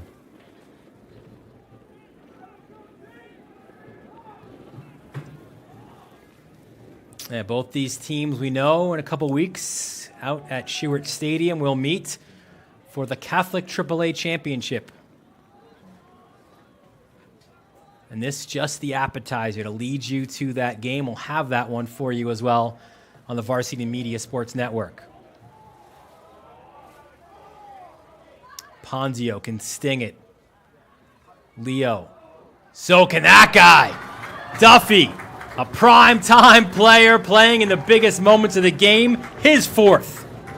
Great ball movement by St. Anthony's. Duffy, usually having the ball on his stick, is a little more off ball here, and a skip pass by Leo, and he just catches and steps into one from 15, high to high. And those two guys combining again, right? Where Leo now consecutive assists on consecutive Duffy goals. Duffy now with 4 and 2.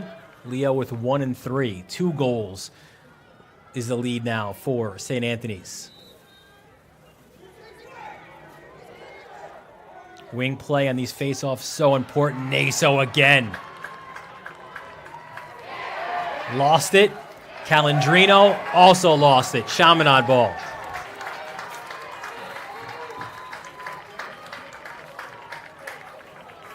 Flyers need a response as we are approaching 5 minutes left in the fourth quarter. Here's Creo from X again. 2 goals on the game for the Richmond-bound junior.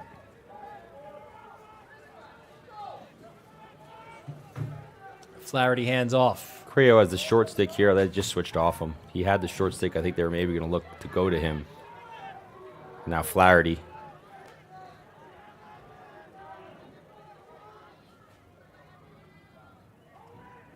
To X we go.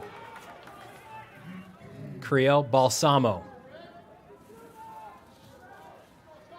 Balsamo.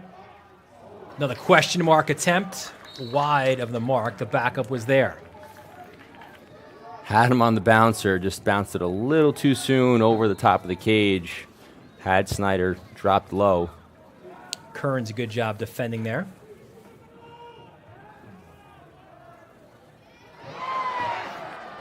Losing it was Creo. Gets it right back, though. Scrambling now is the St. Anthony's defense, and another shot. This by McMahon, wide of the target.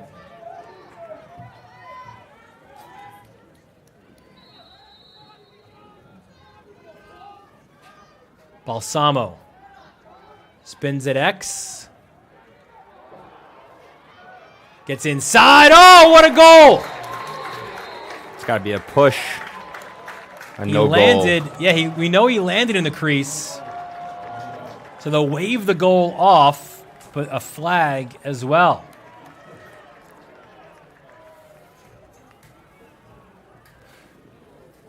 In this situation, a lot of the times it's either going to be a push in the back, in the crease call, and he gets pushed there and goes into the goalie. Ball goes in the goal, but the dive is not allowed in high school lacrosse, so no goal, but Chaminade will go man up.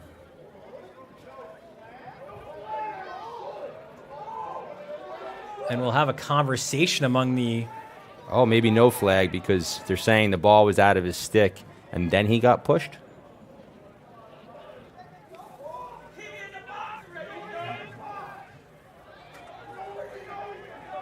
Well, the flag was thrown. We saw that. You see the conversation with Weiserick.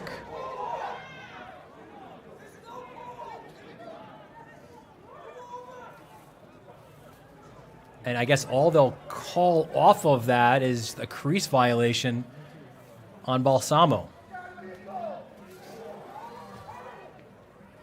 And we're interpreting from up here.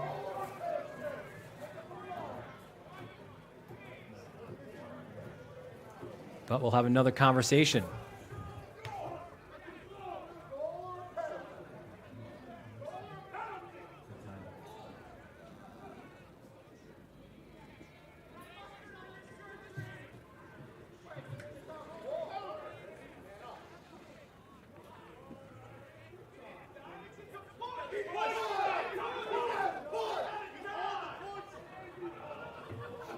And more conversations. I mean, I guess the question is whether he got pushed, which we did see on the replay, or did they say he dived? Watch it again. You make the call. Watching. He's pushed right there, leaves his feet. It should be a push with possession, no goal as he's in the crease. It should be a 30-second penalty. I'm not sure what the refs are going to call it. We've seen it multiple times now. They're not able to do it. They're calling a 30-second push. And so you can see waving off the goal, right? You saw the call for a 30-second push.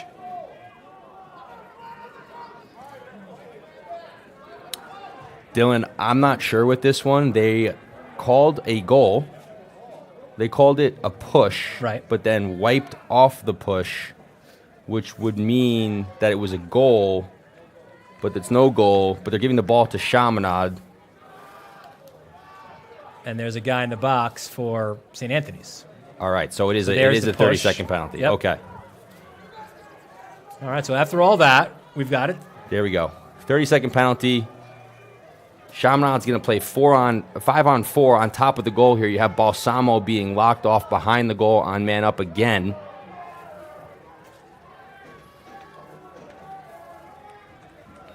And also on the other end,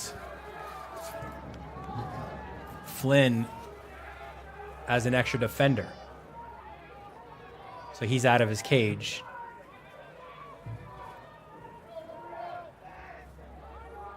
Goal line extended. Now, Balsamo being locked off should be easier to score 5-on-4 than 6-on-5. Not sure you can get a better shot than that if you were Chaminade. 10-man ride now, Rob. Flynn hustling back to his net. 10-man ride until you get it to your best player. And a timeout is called with 3:12 left in the fourth quarter. Big one here today. A lot of games coming up here on the Varsity Media Sports Network. Bethpage, Southside. I'll be out at Manhasset tomorrow night as Cold Spring Harbor, a team that we saw beat Garden City last game, right? So good challenge for them against Manhasset. Hills and Huntington in your backyard. Literally, is it in your backyard? Is your backyard big enough? No. Syosset and Farmingdale, and then the big one, Reeves Rock, coming up on Saturday night. Chaminade and Manhasset over at Manhasset High School under the lights again. And what an atmosphere we had at the Woodstick under the lights. A packed house for that one. We expect the same this Saturday night. I was going to say that Manhasset's going to come off of Saturday night's game. They're going to come out strong and fast tomorrow against Cold Spring Harbor. I think that's going to be a good game. We've seen both those teams play, and Cold Spring Harbor is great defensively. I think Manhasset has the edge offensively, so I'm really looking for that offense versus defense matchup there. And then Manhasset has Cold Gerard at the face-off X. And what a matchup that was too, right? Looking back again at the Woodstick, and Gerard and Cascadon, two of the best on Long Island at their craft, and really virtually a stalemate. Gerard had one more face-off win than Cascadon, but Cascadon will take that because he's the one celebrating the Woodstick championship after Fennell scores in overtime. Yeah, Cascadon was great at the end of that game. He didn't come off, I think, for the entire fourth quarter. And overtime as well, for what we had of overtime. So here we go, 3:12 left. And Rob will keep an eye out for Flynn as well, right, to see how quickly he maybe acts as that second or extra defender with the Flyers trailing by 2. 3 minutes is a lot of time, so I think they're more likely to put on the stall call to make them stay in the box and go to the goal before he comes out of the goal. There's Green to Leo. Up top to Ponzio. Ponzio spins away. He's got the shorty matchup. Fires it down low, trying to get it to Spidell, but it goes into Flynn's stick. Flynn has been great all game long. Win or lose, he's been fantastic. Look at a ride. Spidell. It's that St. Anthony's ride that has been the difference maker today. 2:15 left. They double Spidell in the corner, just dumps it off, and he stepped out. So Chaminade will get the ball.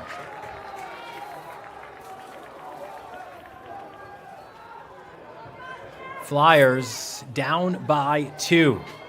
Here is Alakwa.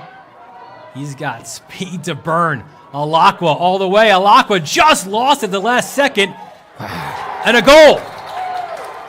In front, a huge collision as well. That was Wyckoff, 20. Alakwa makes this play, though. His speed down the middle of the field. He just runs by everyone, gets his shot off, and creates the rebound, and it's just a Chaminade bounce. And that's the quick one they needed. 1-goal game with 1:52 to go. If Chaminade wins, that save by Flynn there on that last possession by St. Anthony's is a big one, although he's had a few of them today.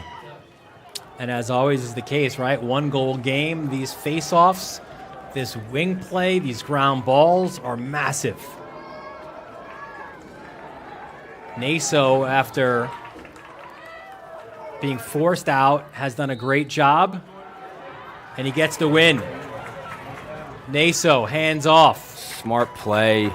Stall warning on as we're under 2 minutes left, so St. Anthony's has to keep it in.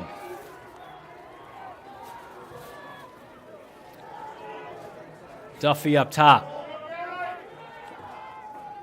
Minute 30. We'll keep an eye out for Flynn. Now he comes out. I will say this, Dylan. I've been playing lacrosse a long time. To put an automatic keep it in the box under 2 minutes when a team's up is one of the rules that I don't agree with in sports because you're almost penalizing a team for having a lead. But there's a moving pick, and Chaminade has the ball with a chance to tie it. And they'll call a timeout with 1:10 left in this fourth quarter. Listen, the Flyers want to obviously tie this score. They want to win this game. But in many ways, you've got to almost think it's mission accomplished for them as they come here to St. Anthony's, just at least to show, listen, we can play with the Friars, right? Like, it was a 9-goal loss at their place in the first matchup. We know they play again in 2 weeks at Hofstra. We expect it to, as this one is, to be another close game. It's all about confidence for them to come in here and play it to 1 goal to this point and have the ball with a chance to tie it here with just over a minute to go. They're already a more confident team than they came in here, knowing that, okay, as good as St. Anthony's is, we're just as good. We can play with them, and it really does come down to that third matchup. I want to thank again WhitFit Athletics, the title sponsor for this game, and Issatukit. Sports performance training for all sports. WhitFit helps to improve speed, strength, power, and cognitive abilities. They will work with all athletes of all ages, from youth to pro. A free evaluation when you mention Varsity Media. WhitFit Athletics. So off the timeout, Rob, I guess the simple answer is Balsamo's got to get a touch. It is the simple answer, right? But that's also what St. Anthony's is Correct. expecting. So he's on the crease right now, starting out. Look for him maybe to come off the crease and catch it quickly and attack quickly without that slide. If he's just to have the ball and to back it out and dodge, St. Anthony's going to have a second guy, third guy waiting for him, and he's just going to have to pass it to a teammate and get the ball out of his stick. But he came off the crease. They were trying to get it to him. I like pick play with him. There's Alakwa. Under a minute left. Downhill. He's got time, 2 guys on him. Slide comes. Intercepted. That's Meta. Dylan Meta. Turns, gets it to Leo. Leo doubled, fights through it. A huge interception by Dylan Meta. Another whistle. And they're saying, I guess, right, with the stall warning, did they step out? Another conversation among the officials.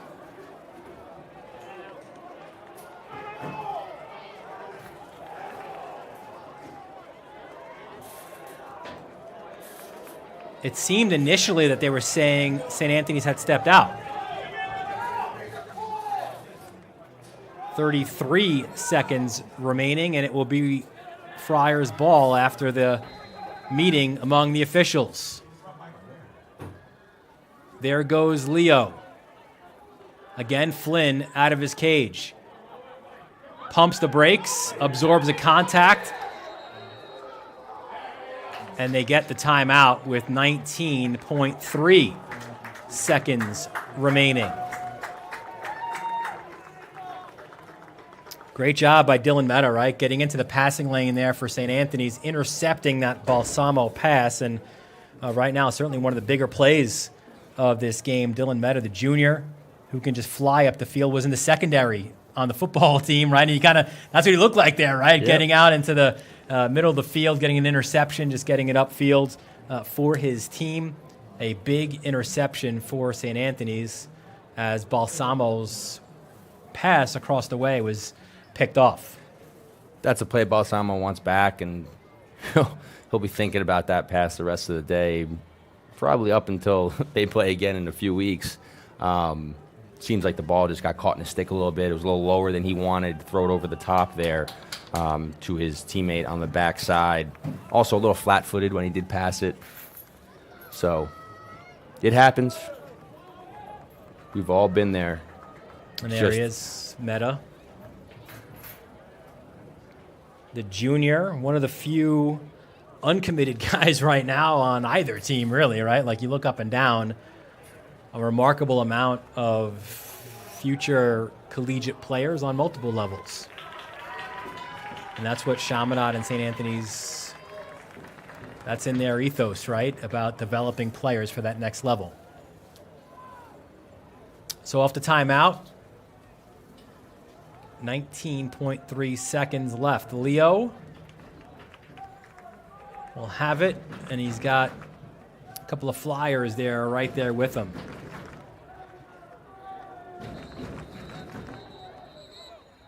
And now Moran, almost like a basketball kind of thing, right? You see the setup, and we'll call timeout here on this side.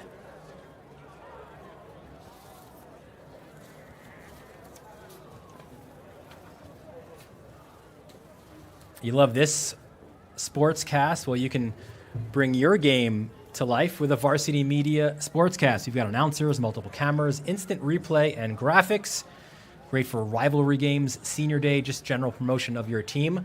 Contact us to book a SportsCast at 516-403-2050 or visit varsitymedia.net. Again, round one went to St. Anthony's, 19-10 in Mineola. This one here in South Huntington, certainly a lot closer. A one-goal game with 19 seconds left. Round three, which is for all the marbles, we'll have that for you on the Varsity Media Sports Network from Stewart Stadium, where championships are won, right? It should be a lot of fun. Rob and I will be on the call for that one as well, as St. Anthony's and Chaminade do battle there. You've played on that field a few times, just recently, right? Last summer. Last summer, 7 years on the Lizards. Again, this summer with the Redwoods. My uncle James Metzger is a big Hofstra alum, so always great going back there and playing on that field. And it has that field, that special. It's also got a great field to play on. Yep. You know, it's a lacrosse field. Yes. It's for lacrosse. All right, so 19 seconds left. Here we go again. Leo. Looking to get behind here is Carragher. Will he get the ball? Leo sprints to X. Stall warning is on. Runs around. Runs through 3 or 4 guys. Loses it. Gets it back. Flag is thrown.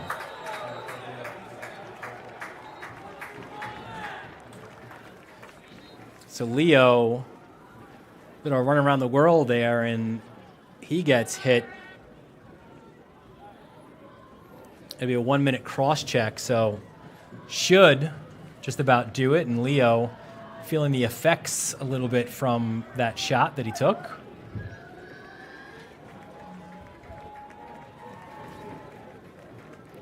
Very rarely does anything good happen in these situations at the end of the game.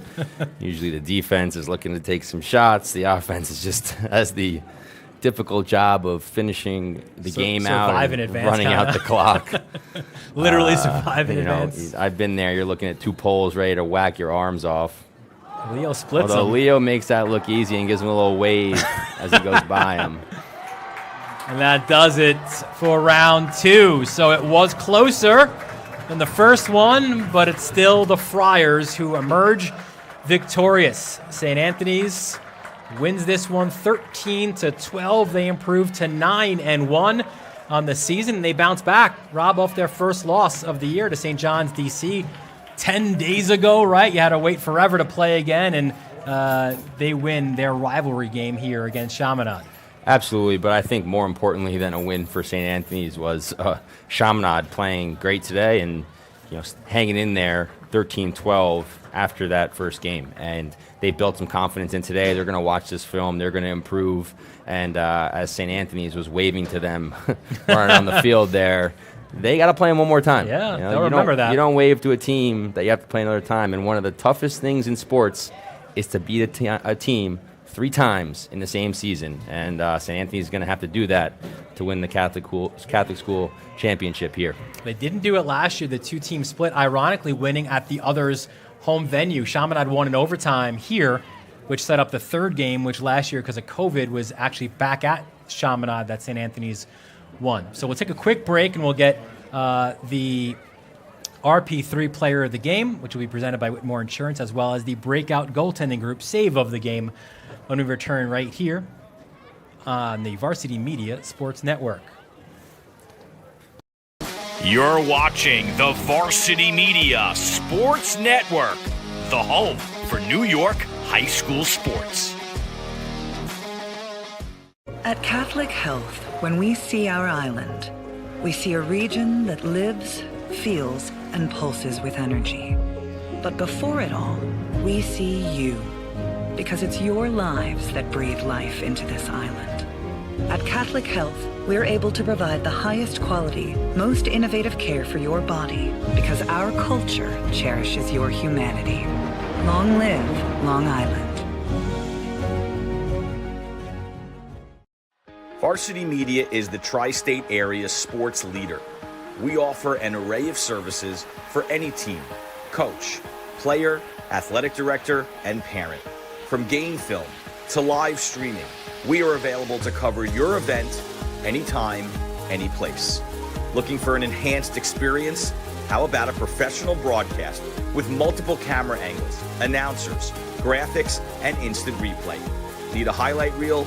We produce individual highlights for college recruiting and team highlight videos for end-of-season banquets. And when it comes to social media, nobody has you covered better than us. Hype videos, sideline highlights. We can tailor custom videos to make your team stand out on Facebook, Instagram, and Twitter. Why waste your time dealing with anyone else? When it comes to sports video, Varsity Media stands alone. Contact us at 516-403-2050 or online at varsitymedia.net. For the best action shots and the best angles, look no further than Varsity Media. Our experienced photographers capture your athletes' best moments right from field level. Plus, we offer great keepsakes like bobbleheads, posters, plaques, and prints. For more information about Varsity Media's photography services, contact us at 516-403-2050 or visit us online at varsitymedia.net. If you're an event organizer looking for a media company to cover live streaming, action photography, and game video for your event, look no further. Varsity Media travels throughout the Northeast covering weekend tournaments, showcases, and championships. Contact us today to learn about our services and packages at 516-403-2050 or visit us online at varsitymedia.net. At Catholic Health, when we see our island, we see a region that lives, feels, and pulses with energy. But before it all, we see you, because it's your lives that breathe life into this island. At Catholic Health, we're able to provide the highest quality, most innovative care for your body, because our culture cherishes your humanity. Long live Long Island. Welcome back to Cy Donnelly Field. Final score again, St. Anthony's with a 13-12 win over Chaminade. And it's time, Rob, to take a look at the breakout goaltending group save of the game. And it was a good one. It was a tie game at the time, 8-8. And both of these goalies stepped up really big. And this one was Calm Flynn for Chaminade, going low to make this save. Flynn was great all game long. He made numerous saves that he shouldn't have made, and that's what you look for in a goalie. Make the saves you should and make some that you shouldn't and be the difference maker. And this game could have been a little bigger margin of victory for St. Anthony's if Flynn hadn't played the way that he played today. Yeah, Flynn was great, and so too are our guys at Breakout Goaltending Group. Listen, they do incredible work training goalies. You want to contact them now if you are a goalie looking to set up some training as well, and that's the Breakout Goaltending Group save of the game. In a moment, we will have our RP3 player of the game presented by Whitmore Insurance, and I believe we're set.